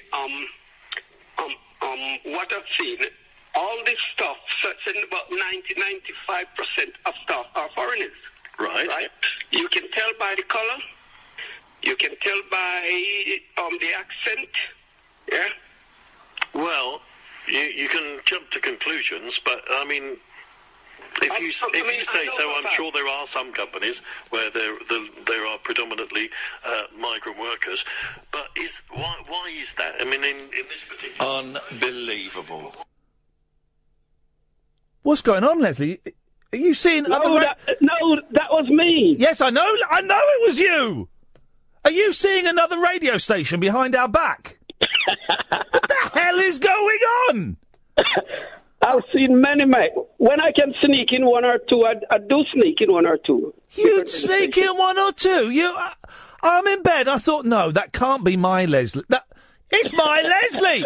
He's phoning up the competition. But you were in bed.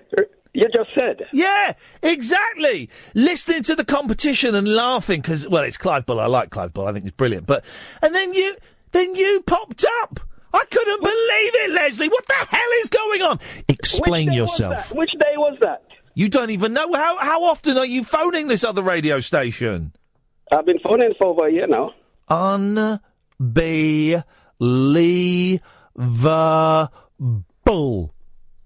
Unbelievable, Leslie. It was like a knife to my heart, a dagger wound to my soul. Ian, I've been phoning up this radio station over a year now because I thought you immigrate. You what? I thought you immigrate. That doesn't even... You thought Iain the Great? No, immigrate. You thought immigrate? Immigrate to Hang on a minute. country, yeah. You're phoning up, and the thing is, you're phoning up complaining there are too many people with dark skin and foreign accents. Well, have you looked in the mirror and listened to yourself recently? No, you didn't. What colour is your skin? My great grandmother was blonde. What? Where is your accent from? My accent? Oh, it's from everywhere. A little bit there, a little bit there. Why not? You were phoning up to complain about people that look and sound like you. No. Yes. No, that wasn't. What I've said, my company want to recruit about 200 people. Yes. But most of the people I've seen and I've worked with, this back? Yes. they foreigners. So I'm saying, where are the English people? Yes. To apply for these jobs. That's what I'm trying to say. I don't want to fall down the LBC spew hole. What have you called in for tonight, Leslie? Yeah, I'm calling for the granddad children in Cali that just come over. The what? Granddad. The children that look like granddad. Oh, the children that look like granddad. Oh, God, yeah. Really? A lot of people should remember the camp been there for the past 10 years, yes? Yes. And when some of those children end up at the camp, there probably was only 10. So these guys are still children. Well, no. The thing is, right, I don't know how old these people are, but if they've got family over here, I kind of, you know, some of them are kids, and sometimes kids look older than kids, you know, and just, you know, I don't know how old they are.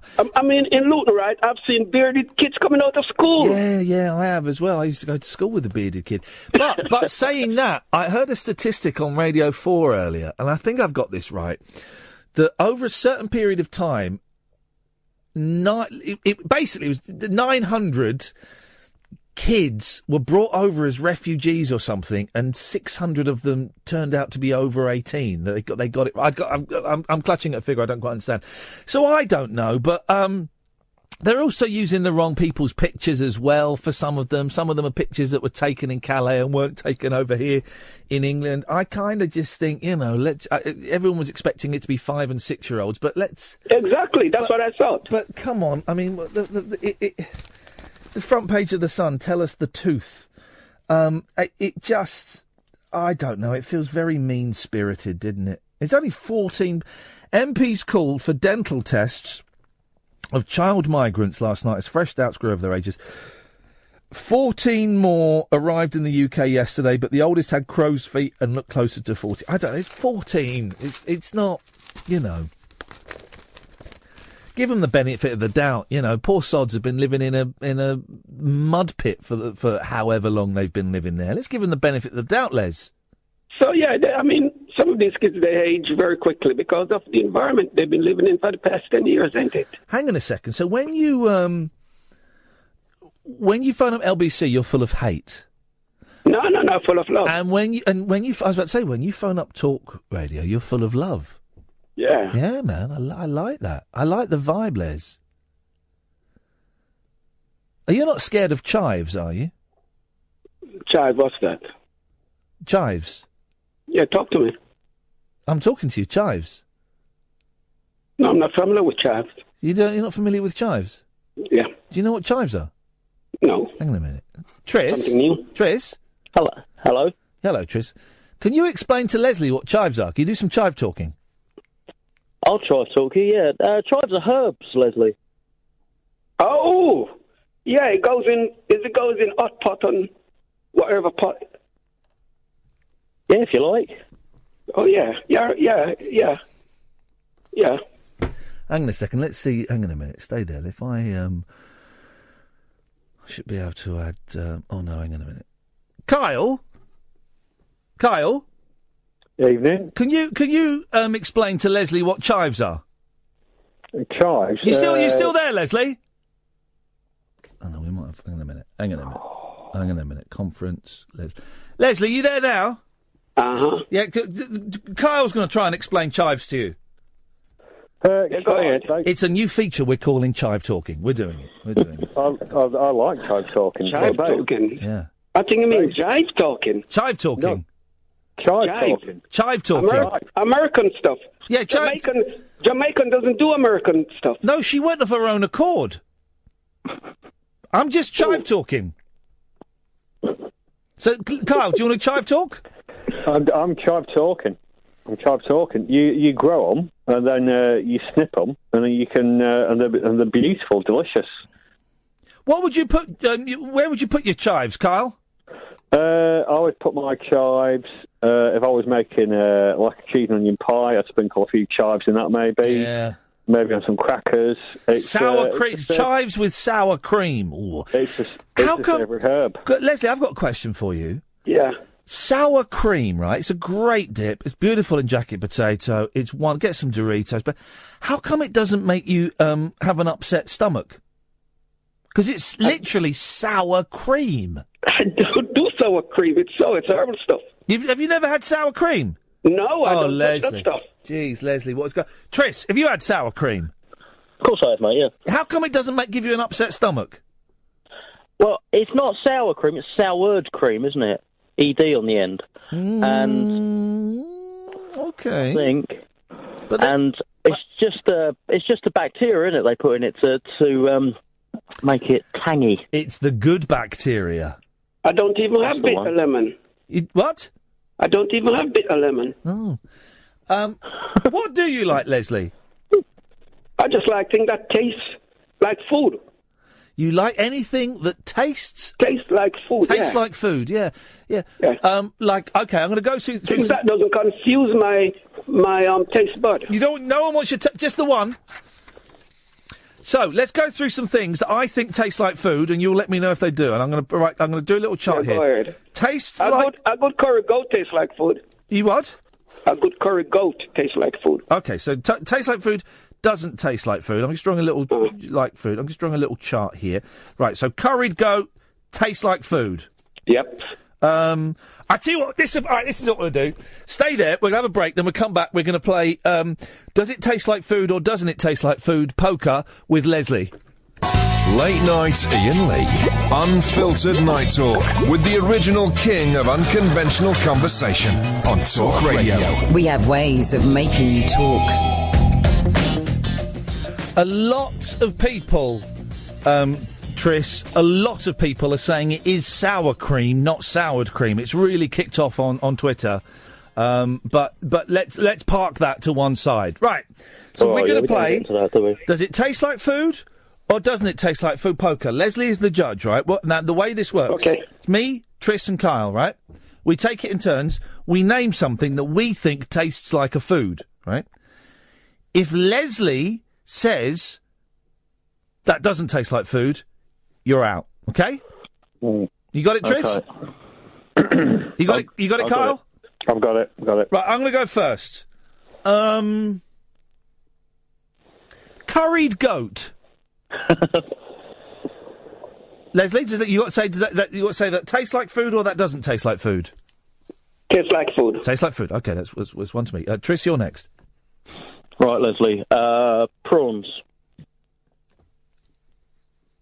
Tastes like food. Whoa! He's good. I was worried. I love the tension, Leslie. You're better than Noel Edmonds on Deal or No Deal. Anyway, Kyle, your turn. Lamb Rogan Josh. Tastes like food. I'm writing these down just in case we ever kidnap Leslie and we need to feed him. Okay. All right. Okay. I'm going to go for something a little bit left of centre. Cheese and pickle sandwich.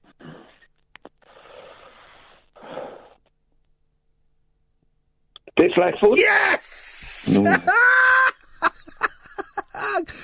Tris, it's over to you. And of course, every food we mention, it means the list gets shorter of what foods are available. Right, Leslie, don't let me down here. Strawberry jam. Tastes like food. Yeah, straight in there. Yes. Straight in there. Kyle, your turn. I would say fillet steak with a peppercorn sauce. Tastes like food. Say that again, Leslie. Tastes like food. Tastes like food. Okay. Yep. Before we go on, Leslie, do you like a lot of foods, yeah? Yeah. Okay. Should have asked that before we started the game. What a weird show it's been tonight. Hope Murdoch's not listening to this one. Right. Jacket potato with grated cheese. Tastes like food. Hey! I don't know why I'm writing these down. I actually am. Okay. Trish, your turn. Bacon and eggs. Tastes like food. I'm writing that down. Yeah, boy. Yeah. Kyle? Jacket potato with tuna and mayo. Doesn't taste like food. Can you just say that one more time, Leslie? Just so that... Doesn't taste like food. Kyle, we say good evening to you. Thanks for calling, but bye. He's out. He's gone. Wowzers. What was he thinking, Tris? Let's just take a breather for a second, because this is actually giving me a migraine. What was he thinking, Tris? That was silly, wasn't he? He was just trying to show off. He was trying to show off. He showed off because he knows he's got all his friends listening, and so he sent an email out. I'm going to be on the... And he's blown it. He's blown it. He's gone. He's gone. Probably told all his mates this morning on the playground that he's going to say that. I'm going to go on the radio. I'm going to say jacket potato and tuna, man. And I'm going to play tastes like food, doesn't taste like food, poker with Leslie. I'm going to destroy him. Well, he's humiliated himself. Absolutely humiliated himself. I think you should ban him for the rest of the evening.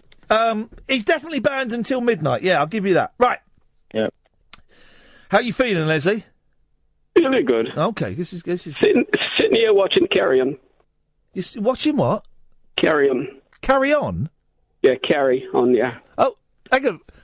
You sitting there watching a Carry On film? Yes. Or are you watching Carrie? No, Carry On film.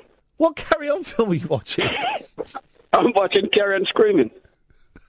Flying tonight? That's the best one, isn't it? Why are you... There were 32 Carry On films that they made. What? Sorry? 32 of them.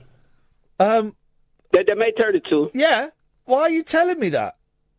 I just want to let you know. Does that include Carry On Columbus? That was not the worst one. Yeah, well, who is it? Who's the hot lady in Carry On Scream? Is it Fenella Fielding? Yes. Wow, those are... Fenella Fielding, yeah. She's big. Sorry? She's big. Okay. Do you like the Carry On films, Les? Yeah, I love them. All right. Yeah. Well, as a tribute to Carry On Screaming and the line Frying Tonight, fish and chips. What? Fish and chips. Oh, you still with the food? Yeah, we're playing the game again, Leslie. We're still... Oh, yeah. Fish and chips is food, yes. We know it's food. Does it taste like food? Yeah, it tastes like food, yeah. It's the favourite. It's the favourite! Oh, yes! Trish, I got the favourite. That means I've earned a joker. That means I've earned a free pass. I'm allowed to get one wrong and I stay in the game. Well, by the way, if anyone's listening... 1 a.m, can we? We might as well. If anyone's listening and they want to come and sit in, now that Kyle has gone, there is a spare seat at the table, guys. 0844 499 1000. Tris, over to you. Mars bar. Tastes like food. Whee! Yay. All right, then. All right. Spaghetti bolognese. Tastes like food. The wife cooks. Yeah, cook that sometimes. You cook that sometimes, do you, Les? No, my wife. I can't cook the stuff. Okay, your wife does it. Okay. That was a tense one there, Tris. I thought I'd blown it there. No. Sausage and mash. Tastes like food. Love that stuff. Yeah. Loves it. Of course you do. You love it. You love it, Les. I can't think of many more foods, if I'm honest.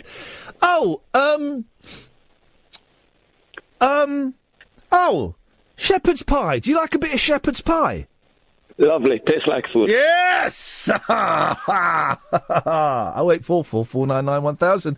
If you want to say a food to an old black man, then this is that's pretty much what the game is, isn't it? I think I've got the game right there, haven't I? Right. Go on then. You're such a good sport, Leslie. I'm 77 and a half. Are you 77? And a half, yeah. And a half, okay. Well, you're a very good sport. Yeah, yes, Tris. Right. Apples. Tastes like food. Favorite food. I don't know why that made me laugh so much. Oh, I don't know why that made me laugh so much, but it did make me laugh a lot. Oh, the phones have lit up. Everybody wants to play it. Strength. Okay. The phones have lit up. We've never had so many phone calls. Oh, hang on a second. Somebody sat down at the table. It's, oh, hang on a minute, I've muffed this up. Hang on a minute, conference. Yeah. It's only Hannah. Hannah, you're sat down at the table. You get to have a go at Tastes Like Food, Doesn't Taste Like Food. Hello, good evening. Good evening. There's no time for introductions. Hello, Get Hannah. straight on it. Toad in the Owl. What was that? Toad in the Owl. Toast in the owl. Never heard of it. Toad in the Owl. Toad. Oh, yeah, it tastes like food.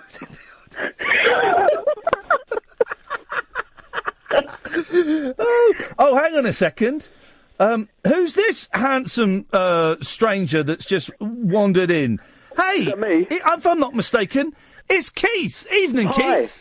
How you doing, man? Long time no see. Long time no see, mate. Hey, we're just playing Tastes Like Food, Doesn't Taste Like Food with Leslie. And Well, do you know what? I'm your man. I had to be in on the game. It happens to be your turn, Keith. Away you go.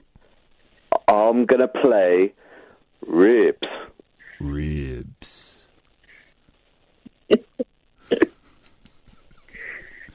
Leslie, ribs. It's killing me, man. Are you rubbing your ribs? Ribs, what ribs? Rubbing my ribs.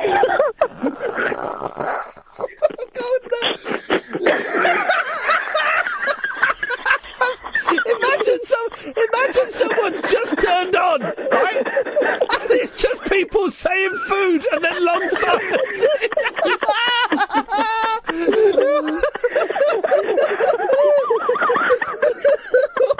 This is so bad. This is utter rubbish. Right, Leslie. Ribs. Do ribs taste like food or they don't taste like food? Did he say ribs? Ribs. Ribs. Oh, ribs. Ribs. Yeah, tastes like food. Yes. Right. Okay. My turn. Right. My turn. Hawaiian pizza. I don't eat pizza. Oh. Now, so are you saying it doesn't taste like food then? Yes. Oh no! I'm out. Pizza knocked me out. Okay, well, it's Tris, it's your turn, guys. Tomato soup. Tastes like food. Oh, boy.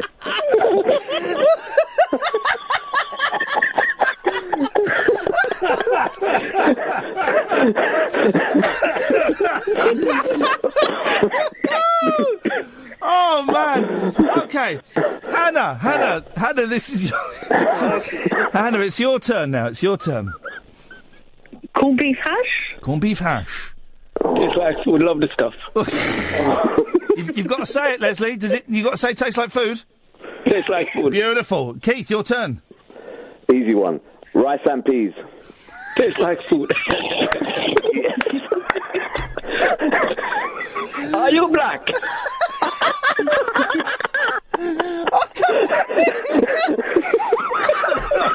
Oh, I can't breathe. I can't take it. Tris, I am out. So Tris, it's your turn. Cauliflower cheese. A slab Don't of taste cheese. like food. Sorry, hang on. Whoa, Leslie. whoa, sorry. Huh? Say it again, Leslie. Don't taste like food. Goodbye, Tris. It's a cruel game. We're down to the last two players. The club is closed. No one else can enter. It's sudden death as we play Tastes Like Food, Doesn't Taste Like Food with our final two players, Hannah and Keith. Leslie is salivating. Hannah, it's your turn. Pie?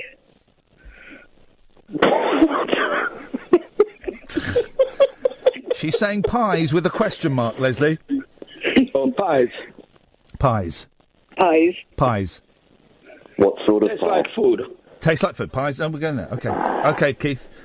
Your turn. Okay, I'm going all in. I'm all in. Yeah. Jerk chicken. Jerk chicken.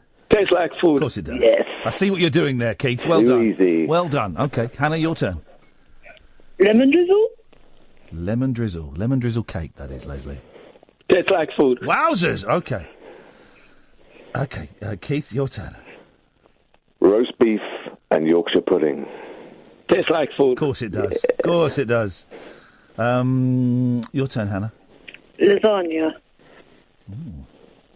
Don't taste like food. Oh! Goodbye, Hannah! Oh, yes. Keith, you, sir, are the world champion 2016 at Taste Like Food Doesn't Taste Like Food. How does that feel, Keith? Show me the money, man. There's literally no money, but you get to... Leslie, you get to congratulate Keith for being the winner. I congratulate you, Keith. Thank you, Leslie. You're a lovely man. Okay, no problem, man. Leslie, you're such a good sport, and boy, oh boy, won't Kelly Betts be excited when I tell her about what we've just done for the last 20 minutes of radio.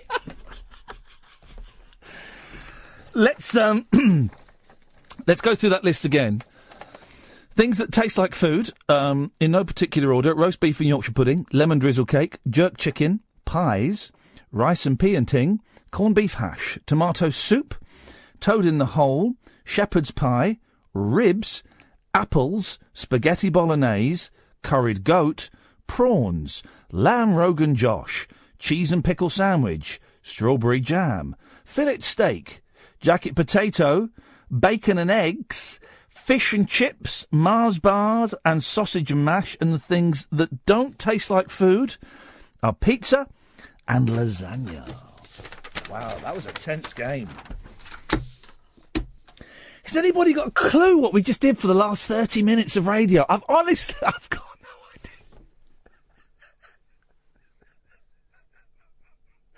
Oh, I want to cry. Really want to cry. This has been... I have done, dear listener, phone-in radio for about 13 years.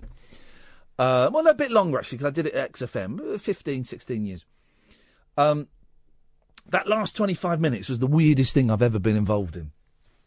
Another hour to go. We'll go through the papers. We'll invite Catherine into the studio as well. And you can call up, dear listener, please. We've got another hour of this nonsense. 0844 499 1000. 0844 499 1000 is the telephone number. If you want to see what's happening behind the scenes, you can go to Periscope.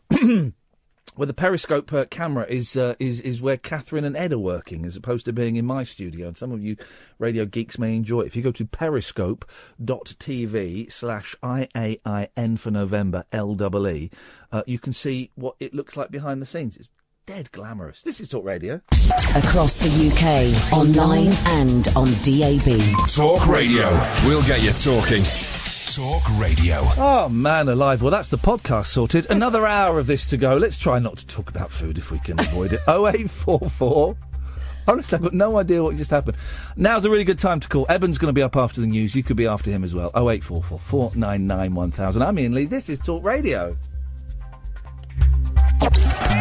Late night, Iain Lee on Talk Radio. We have ways of making you talk. It's a god-awful small affair to the girl with the mousy hair, but her mommy is yelling no, and her daddy has told her to go, but her friend is nowhere to be seen. Now she walks through her sunken dream to the seat with the clearest view, and she's hooked to the silver screen, but the film is a sadly bore, for she's lived it 10 times or more. She could spit in the eyes of fools as they ask her to focus on sailors fighting in the dance hall. Oh man, look at those cavemen go. It's the freakiest show. Take a look at the long man beating up the wrong guy. Oh man, wonder if he'll ever know. He's in the best-selling show. Is her life on Mars?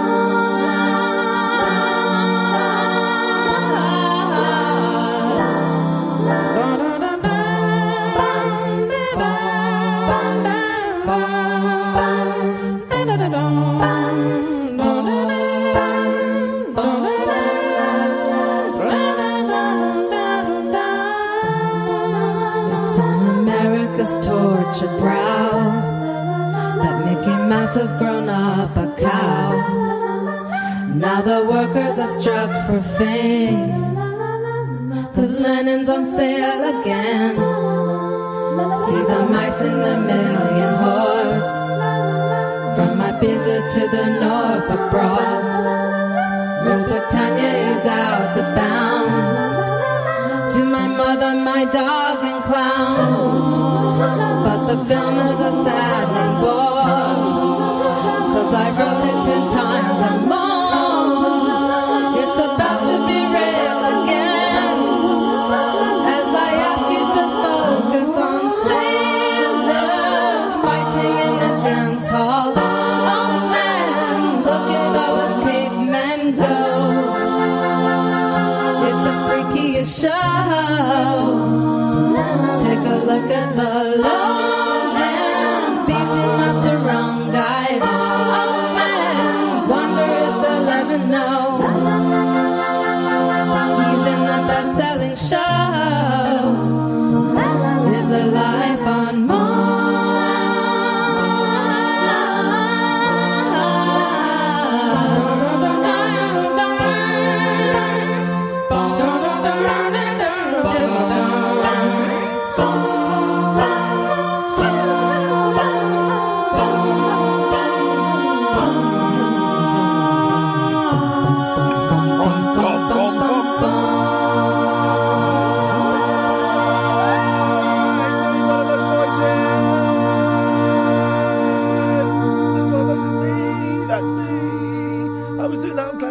I'm as clever as she... Shut up.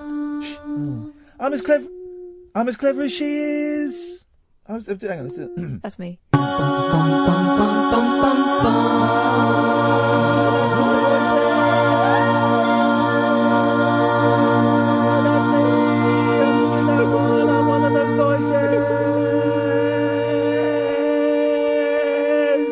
as clever as her.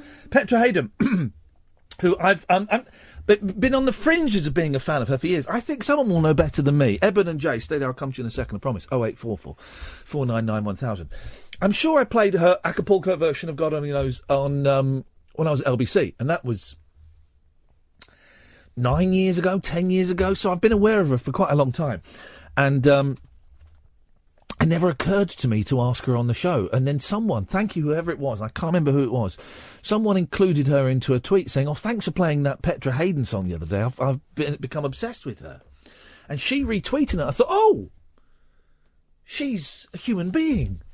And this tweeter also said, and she's playing in London in November. Oh!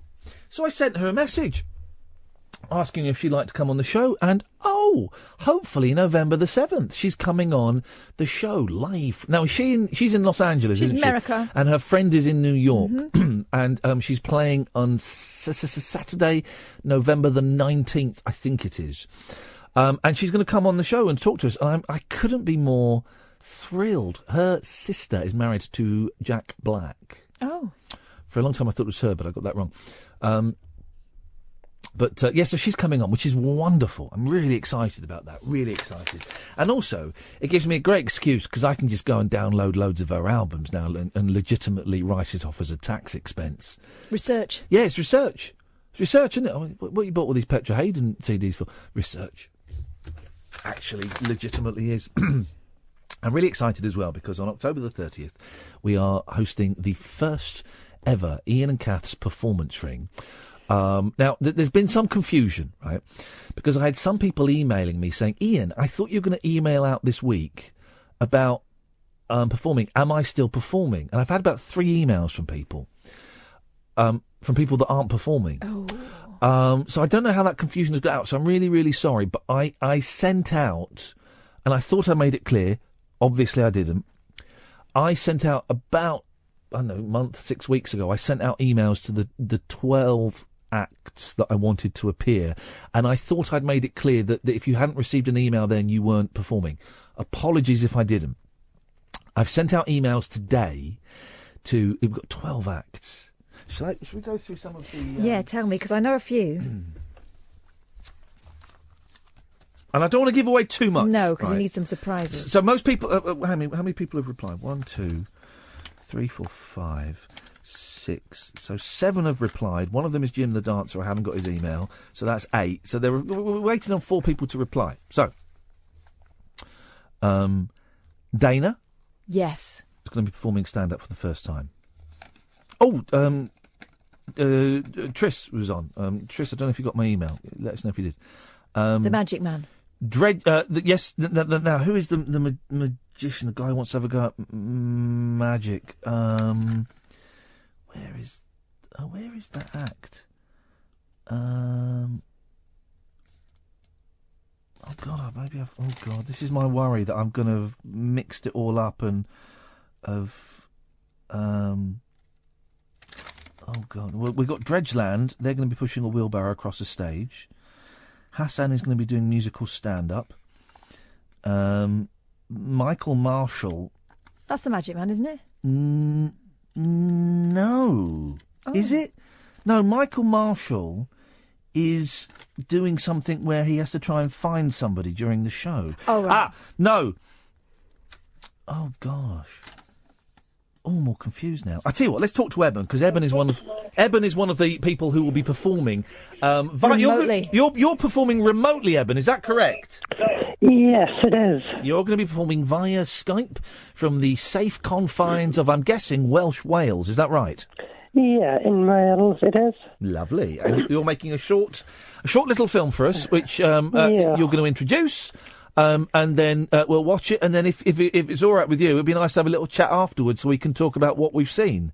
Yeah, that would be fine. And if you want, I've got a little trailer up on YouTube of it. Oh, Eben! Eben, tell me how I find it, and we'll find it and we'll tweet it.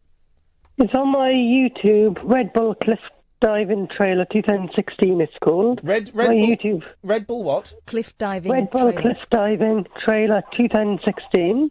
Okay, let me have a little look. Let's see what we... My channel's called Eben Owen. Here we go, 25-second trail. Let's have a little listen. There we go. This is what we're going to...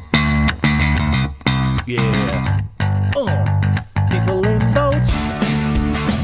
Hey, this looks good. Oh, that's a relief. Oh, look at that. Bloke is... Oh, my God. Oh.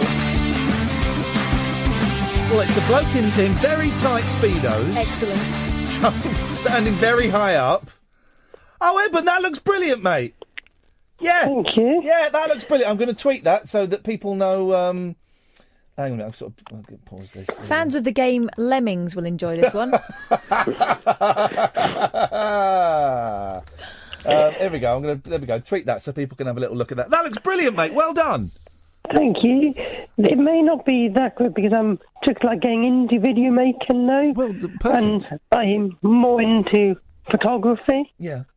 Oh, listen, that trailer looks brilliant, right? And it's only 25 seconds long, but it looks brilliant. Everything's in focus, which is, I made a short film recently, and loads of it is out of focus. So you've got one up on me. And, like we said, this is a brilliant environment for you to come and do this and show this. And, and if they do chuck bottles, Eben, you're going to be 250 miles away. So, it'll be me and Kath that have to fight them off. Listen, it's going to be great. Going by that 25 seconds, I think we're in for a treat. It looks superb already, mate. Thank you. Well, thank Very you. much. Thank you for being part of it. I'm worried now that I've got the magician all confused. Who was the magician going to be? Oh, it's Chris. It's Chris. All right, hang on a minute. Stay there. I've got it. Okay. Hang on a minute. So it's Chris Brew Bunny. Oh, is he doing it at Christmas? Oh, hang on a minute. Oh, hang on a minute. How many people? Oh God, I'll do this. I might have got a couple of things wrong. That's fine. I can sort that out. Anyway, anything else, Eben? Just phoning up because I haven't really been listening to the show that much because I've been very, very tired. Oh, I see. Is everything all right? Yeah, just very busy with A-level coursework. Oh man, well, in that case, we'll let you off as long as you can get us a note from your doctor and you're a parent or guardian. Then we can let you off. And I have tried to listen to him, but I fell asleep halfway through. Unbelievable. And he's phoning up to slap me in the face, Catherine. He wants me to slap him in the face. Hey, listen, well, we're very... I was thinking about this the other day, actually, Eben. It's interesting you mention this, because most radio, people dip in and out. And lots of people listen to this and dip in and dip out. But there's been a little bit of a furore recently, because we've asked Matthew, who's been posting the full show podcasts, not to post the full show podcast for a while, to see if it helps out our podcast figures, see if it has any impact. And people have got really upset, Eben, and it dawned on me that a lot of people like to listen to the whole show. They like the narrative of the 3 hours, which is really unusual in radio. And I'm really pleased that people like to do that. But if people dip in and out, if people don't listen for a few weeks, it's all groovy, man. We love you all. We love you all.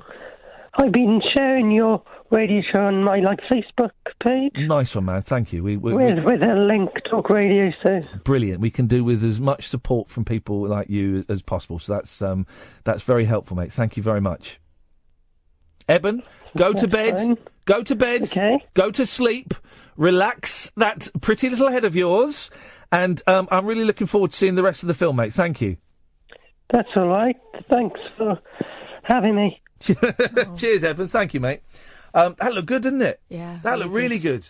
People in tiny pants diving from very high up. Well, what could you want? Yeah, brilliant. And it's the perfect environment to try that. And this is in photography, and this is the first film he's made. I think he said it was the first one.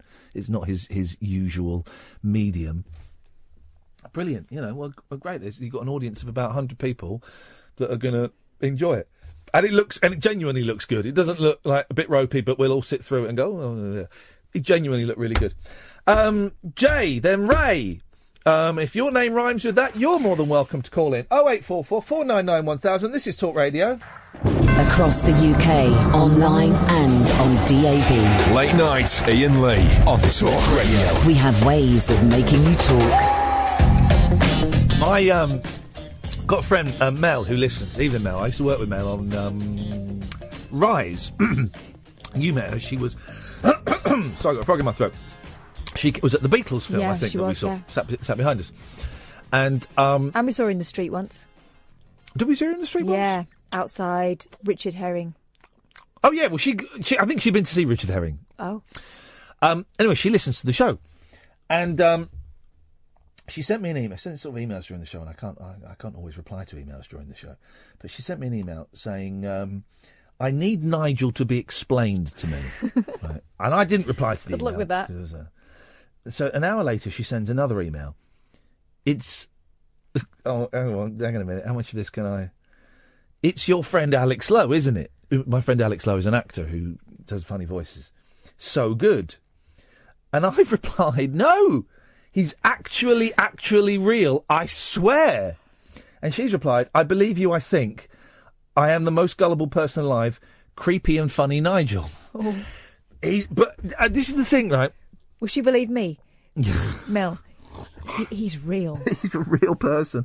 I'm tempted to find one of his YouTube videos and send it, but I couldn't be that cruel. Do you need to open that Pandora's box? I couldn't be that cruel. No, Nigel is, on my mother's life, is 100% genuine, and he's kind of I can say this because he won't be listening. He doesn't listen to the radio, but he's on. No, he's been phoning speech-based radio for years. I mean, he used to phone Whale back in the 90s, and Mike Mendozoff and all of these people, with the same act, singing the same songs. So no, he's we're all God's children, and he's one of them. That reminds me, it's Whale tomorrow at 10. In the morning? Uh-huh. Oh, beautiful. In that case, yeah, Talk Radio is on tomorrow morning at 10 o'clock. It's James Whale. Jay, good evening, Jay. Good evening, Ian. How are you? I'm all right, thank you, mate. What you got for us? Can you hear me okay? I can hear you okay, yes. Good. I'm glad you played Petra Hayden, actually, because I was phoning in with what I thought was a very out-of-date topic of the a cappella singing. Yes.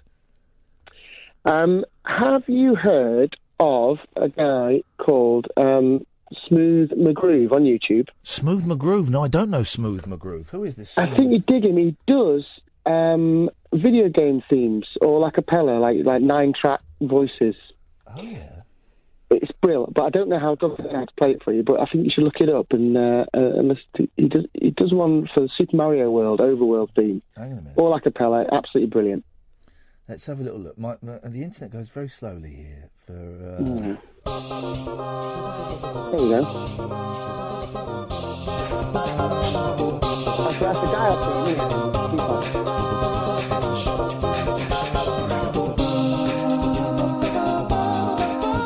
He's good, isn't he? All right, let's pick another one. He's got that, because did you download the app I told you to download, Catherine? No, but I will. The one where because there's an app you can get that, there's an app that can, it splits the screen into 4 or 5 and you film yourself doing harmonies and stuff. And it looks like he's using the same app. Let me, let's try this one. Let's try. Oh no, hang on a second. I saw Sonic the Hedgehog. I want Sonic the Hedgehog. Let's try. Oh, no, shut up! Let's do Pokemon Go. Here we go.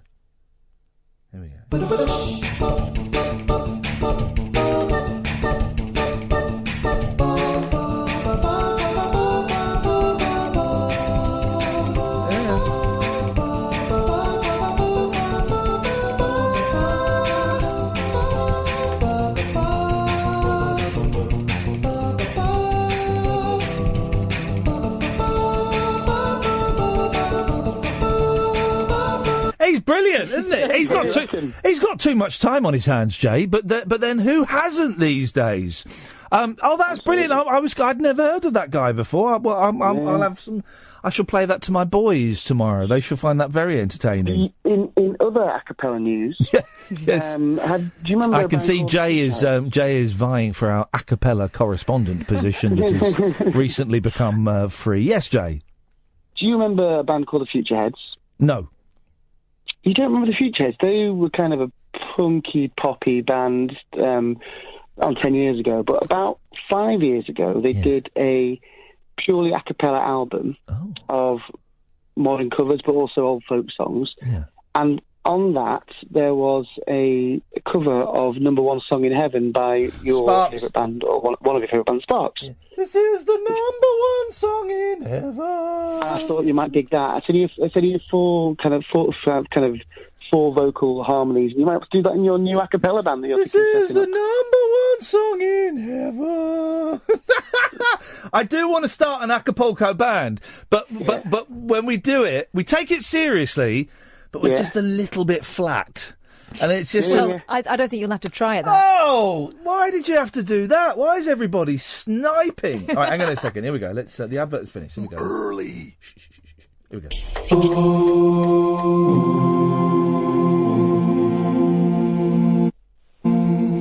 This is the number one song in heaven.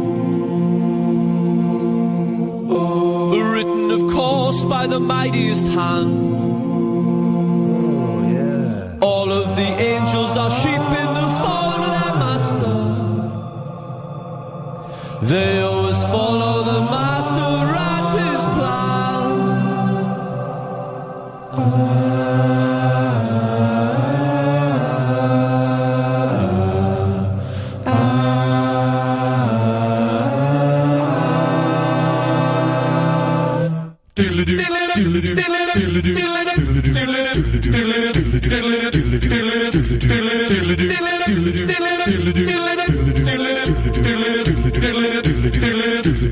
It's number one all over heaven. It's number one all over heaven. It's number one all over heaven. The number one song all over heaven. If you should die before you wake,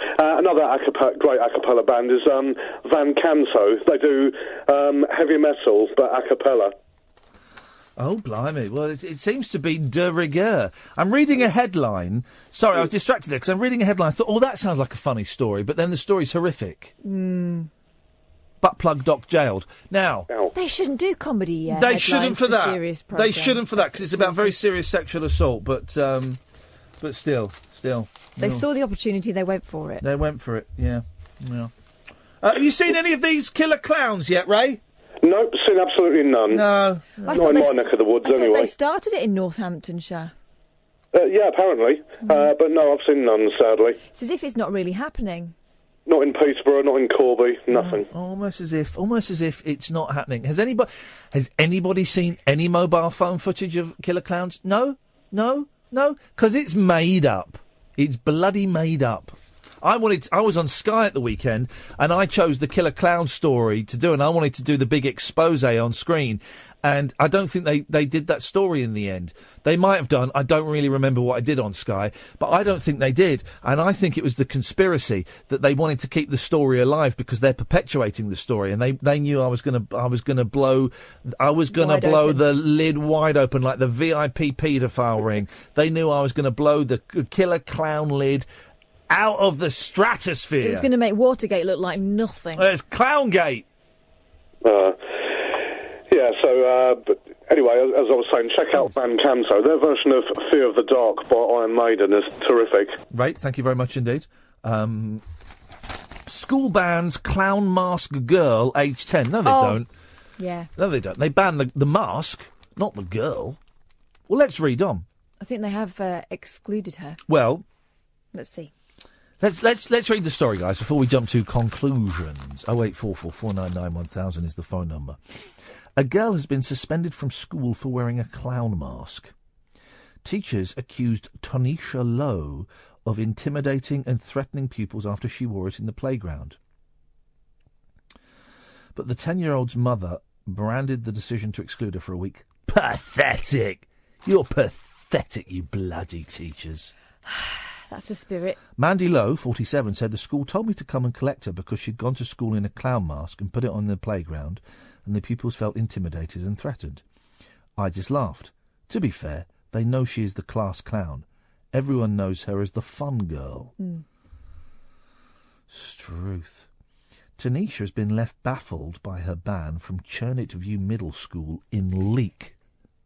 Of course she's baffled, because her mum is saying it's fine. She said, "I'm just a bit of a joker. I was shocked. I can't understand why they excluded me." The suspension came after reports of people spreading terror across Britain by wearing killer clown masks and arming themselves with knives and bats. It's not happened. But Tanisha's mum said her daughter did not know about the craze. As school spokesman said, Churnet View Middle School will always take action when a pupil acts in a threatening manner and seeks to scare and frighten other children. Pupils have been genuinely concerned about this type of event, given the heightened media coverage and police message about individuals intimidating members of the media. I suspect there's a little bit more to it than she was wearing a mask. Hey, Tanisha, take that bloody mask off now! Hand it over. Hand it over. You get it back at the end of the day. Now, go on, off. There you go, that's sorted. And then it's... Hello, Tanisha's mum. Yeah, we've got a clown mask. Can you make sure she doesn't wear it again? I know you think it's funny. The other kids don't. Thanks, bye. If we ran a school... I'm going to take a punt now. There's a story called A Starburst. It's like a little story. It's in the Star. It's in like a little sort of sun. They're always burst. fun. It looks fun. It's short. It's going to take 20 seconds to read. Shall we go for it? Let's hear it. Okay. I can't see it in this light. Oh, bloody, I can't see it. Because it's written on orange paper and I've got the red lights up, you see. Startled passengers. This is going to be fun. Do you think? Startled passengers. It's going to be fun, this. 0844 499 1000. Startled passengers looked on as a crab scuttled down the aisle of a train from Manchester until it was ushered off at Cheltenham. That's today's Starburst. He was ushered off. This way, please, Mr. Crab. I'd have trodden on its head and crushed it. Oh. Yeah. Why? Well, you don't like crabs? I don't like crabs. How much of them is real?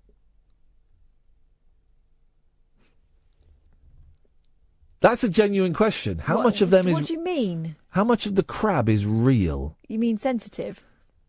I don't think they're sensitive. What? Your can mum poke their don't eyes, they love won't you. like it. Your mum don't love you. You're adopted. Yeah. Now, It's how all much? real. No, is it all real? Yeah. It's not okay. like a robot. No. But some of it is shell. Yeah, there's quite a lot of shell. But the shell isn't real. Well, for some crabs, the shell is real. The shell is part of them, and for some of them, the shell is. They find it. Oh yeah, like your hermit crab. So who? And they have like suckers, don't they, that suck the shell on, right? Right. But so. I don't think it was one of them. That needs water, doesn't it? But so the shell. So for some of them, it's external bone. Yes. An And for some- exoskeleton, yeah. if you will. And for some of them, this is a nice text. 87222. Start your word, text with the word talk, 25 pence plus your normal standing. Someone spent 25 pence plus normal sending charge to send us this. And what they've done is they've put a word in. It's quite rude what I'm going to read, okay? Oh. But they've tried to... They've put a word in, like a posh rude word in, so it's not rude, but they've put it in at the end after a load of filth. It's like the last two words. It's like they're trying to apologise for the sentence before. Never mind clown masks. Have you seen the dickhead Halloween mask? It's a latex hood in the shape of the bell end of a gentleman's phallus.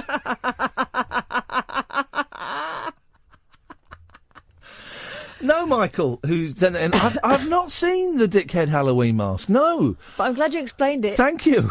So fully. A gentleman's phallus. Oh, they're really making me laugh tonight. Thank you. Last 20 minutes of the show. 0844 499 1000 is the telephone number. Late night, Iain Lee on Talk Radio. We have ways of making you talk. 0844 499 1000. Now, it's either him or it's one of his family phoning up to say he didn't make it through the night. Is that you, Dennis? It is me, yes. He lives to see another day. Pleased to hear that you're now much cheerful. Good. Thank you, Dennis.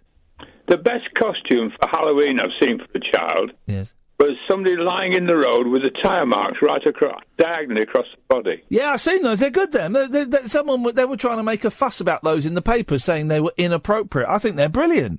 Especially if you put it just behind your father's car. Yeah, exactly. Wonderful. That's what Halloween's all about. It's about scaring people, but it's not really scaring. It's a bit silly, and kids dressing up. It's all part of it. Do you dress your kids up? Yeah. They love it. The boys absolutely love it. I don't know what costumes they've got this year. Their mum would have sorted them out. But yeah, they love it. Well, we have a happy couple of two doors away with two children, little boy and little girl. Yeah.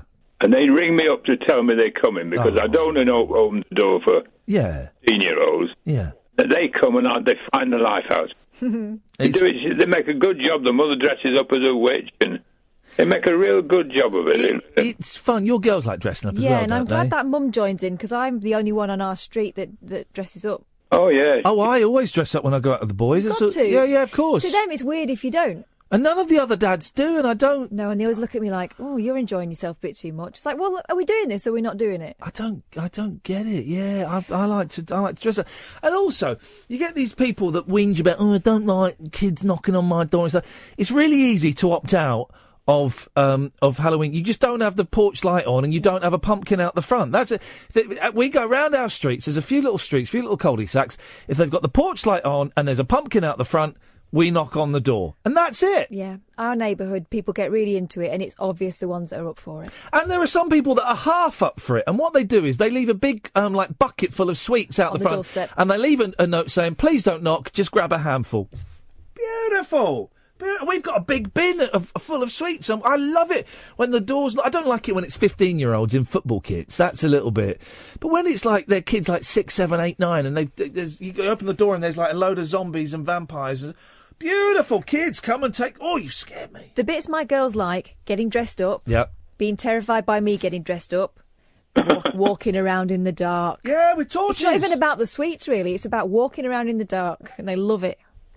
It's a bit of fun, isn't it, Dennis? It kids. That's what life's all about, for God's sake. Yeah, exactly. Dennis. Every day should be a pleasure. Nice one. Thank you, Dennis. The kids feel a little bit grown up, and they've give them torches, or they've got the torch on the phone, and they're kind of running around, and the thrill of knocking on a stranger's door, and knowing that it's a bit scary because it's a bit dangerous, but actually it's safe because there's half a dozen adults stood back there, and we always make them say thank you. Go back and say thank you, please, and do all that, and it's and they love it, and they feel a bit naughty. My mum's got a bowl because she went to America. My sister used to live in America, and one year she went to America just before Halloween, and they go to town there, obviously. Yeah, of course. She's got this bowl, and it's got like a little mechanism on it, so that you put your hand in, and this skeleton hand goes, "Get your hands out of there!" Beautiful. The kids know it's coming now, and actually they come from about 3 streets away just to have a go on my mum's bowl. And it's just a bit of fun, We're not going to be around, are we, for Monday? So I think I might arrange with a few friends that we will go to each other's houses, like on the weekend. I guess we won't be around on the Sunday because we're doing... Either, exactly. So Saturday night, we may not be around on the Saturday. Aye. Yeah, we'll make sure we're out by. We'll make sure. Well, I'll make it work. We'll make it work. I'll take me around my mum's on a Friday. She don't care. Yeah, exactly. She'll get all the stuff out. Exactly. We're going to... Oh, this is what I wanted to talk about. So we're going to go to cosplay on Saturday, and then we've got Performance Ring on the Sunday, and then we're going to go to the Haunted Pub on the Monday. You're going to be sick of me by Tuesday. I'm sick of you now. Oh. I wanted, and we perhaps haven't really got time to delve into this, furries. Right. This is the mascots, is it? Well, no, mascotting is different. I only know this because I've watched the awful Christopher Guest film, Mascots, on Netflix. Oh, it's awful. I mean, Christopher Guest, of course, star of Spinal Tap, and made the wonderful Waiting for Guffman, the excellent Mighty Wind, the fairly funny in places, Best in Show, and then the terrible For Your Consideration, and the even worse Mascots. Oh, it was so disappointing to see such talent wasted. Isn't Chris O'Dowd in that? Yeah. Oh. Yeah, he plays basically a rapist. What? A comedy rapist. Oh, God. Yeah. And there's an English family in it. Christopher Guest is an American. He's a lord. He's married to Jamie Lee Curtis, but the English family doesn't work because the joke of the English family is based on an Americanism. So this guy, I can't remember what his name is. I think his name's Owen, but he's Owen Jr. I'm thinking we don't do that over here. Not really. We don't do that. Anyway, it's a terrible film, but furries do pop up in it. So furries are people that like to dress up as furry animals, right? And that's fine and that's fun. But then, and I'm going to say a word, don't Google it. YIF. If they're into YIF, now I don't know what YIF stands for, but if you type in hashtag YIF on Twitter, you will see, what I'm saying is don't type in hashtag YIF on Twitter. It's not safe for work, but you can do it, Kath. Right. Hashtag YIFF. It's the sexual side. You're going to see some pornographic cartoons. It's the sexual side of being a furry. It is so people enjoy. Have you got it? You got hashtag YIF? Yes, I have. Yeah, it's a very strong gay theme in a lot of the images. Well, and dogs. Well, this mouse is being milked. Okay. Female mouse. And flipping it. Well, yeah. This person needs a letter writing home. Yes. And me and Kath are doing this documentary series about, don't even describe it, about fandom and fans and different kind of fans. We've got a couple, we're doing the cosplay, and we've got a couple of other things under our belt. But I really want to do one about furries, and particularly furries that are interested in YIF, the sexual side of it. And I don't really know. I tweeted it saying we want to talk to these people. And normally when you tweet, I want to talk to these people, some people will get in touch, and no one's got back in touch. This is a real niche kind of thing. So I see. You're looking at a niche there. I've got the idea. Okay. Now, by coincidence, one of the people who works in TalkSport is a pervert. And is in. This is true, Ed. And he came up to me because I had a costume here, which was the Shaggy costume for the cosplay. And he said, "Oh, what's that for?" I said, "Oh, cos." He says, "Oh, okay." And he showed me a picture of him dressed up as Captain America, but in latex. Right. And I thought, is that kinky? No, it's not kinky. No, it's not kinky. And then he said, I'm really into, like dressing up in rubber and leather and all that kinky shiz. It's like, okay, no, that is kinky. And I said, oh, well, then maybe you're the person to talk to. I want to find some furries that are into yiff. And he said, and he then gave me some websites to go. I have the bit of paper still in my pocket. I've not taken it out to look at it. This was 2 days ago. Some websites where you can go. In fact, one of the websites is FetLife, where we tried to contact Kung Fu Elliot. Flipping it, right, okay. Yeah. So I think I've got an account there because of that time we tried to get Kung Fu Elliot. Anyway, he's given me a couple of leads of places I can go to and stuff. There'll be some Facebook pages, so maybe that's what I'll do this weekend. Is I'll go. The thing is, because we were looking at possibly doing the sexual side of cosplay, and that's probably not going to happen. That will probably just be kind of straight cosplay. But that's good, because I was thinking about this. We don't want this documentary series just to all be kinks. No, but I did join on Facebook a cosplay group called something like Sexy Cosplay or something. And I don't have many friends on Facebook, but I have a few, including quite a few Americans, connected with the music industry. And my friend Glenn got in touch and said, "Oh, this just popped up on my timeline. Looks like an interesting Facebook page." And I was thinking, oh, and I realised that that's him gently trying to tell you that you want to keep that a secret. So everyone thinks I'm some sort of pervert who wants to have sex with a I don't know, Super Mario or whatever it is. I don't know, but oh well, could be worse. Hey, good news, guys. Mm-hmm. Bakery chain Greggs is set to launch a delivery service. Get in there. That is what I'm talking about. I could do with a Greggs dummy right now. The high street favourite is rolling out a trial in Newcastle. Of course they are. Where loads of fat people live. No. Sorry, where the firm is based. Yeah, and people who enjoy a good pastry. It will mean fans of their baked delights will be able to get them without having to visit a store. Here's the catch. Mm.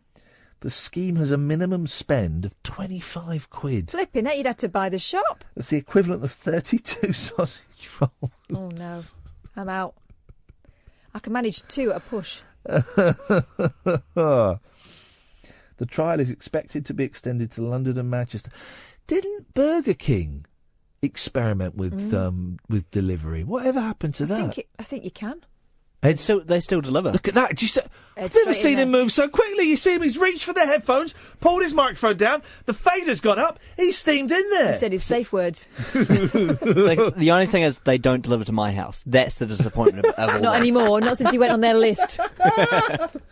They're doing that thing for the safety. We think for the safety of that customer, we should probably tell them we don't deliver anymore.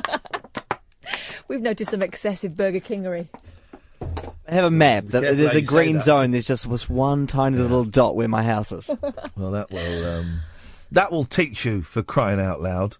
That's I could do with a Greggs now. Yeah. The thing is, I get so hungry. That definitely tastes like food. I get so hungry doing this, and I'll stop off at the blooming Marks and Spencer's on the way home and buy really into their pulled. They do these pulled pork and coleslaw sandwiches, but it's in it's not a brioche, but it's not even a sub roll. Yeah, but it's really soft and a bit sweet. One of them now. Yeah, I like it one of them every day. Not every day, that's a lie, but I get them quite often, and it's probably going to kill me. Well, that's a boring story. That's a boring. I was going to go to that story too. Oh, I tell you what, we didn't get to do the. Most of you will have seen the picture because it's all over Facebook and Twitter. The shoplifter. We talked about the shoplifter yesterday. The woman who stole the Steve McQueen poster with the Zimmer frame. That was from a hotel, wasn't it? From a hotel. Well, there's this shoplifter. It's a brilliant picture. If you've not seen it, it's you will have done it. It's on Twitter and everywhere. Is this a blind man? This is the moment an alleged thief tried to steal a 7-foot-long Venetian blind from a furniture store by stuffing it down his jacket. So he's got a hoodie on, right? And he's got it. You imagine sort of down one leg of his tracksuit, and then sticking up. It's about a foot above his head. But he's pulled his hood over it. He's got his hood over it, and you can see his face clear as daylight.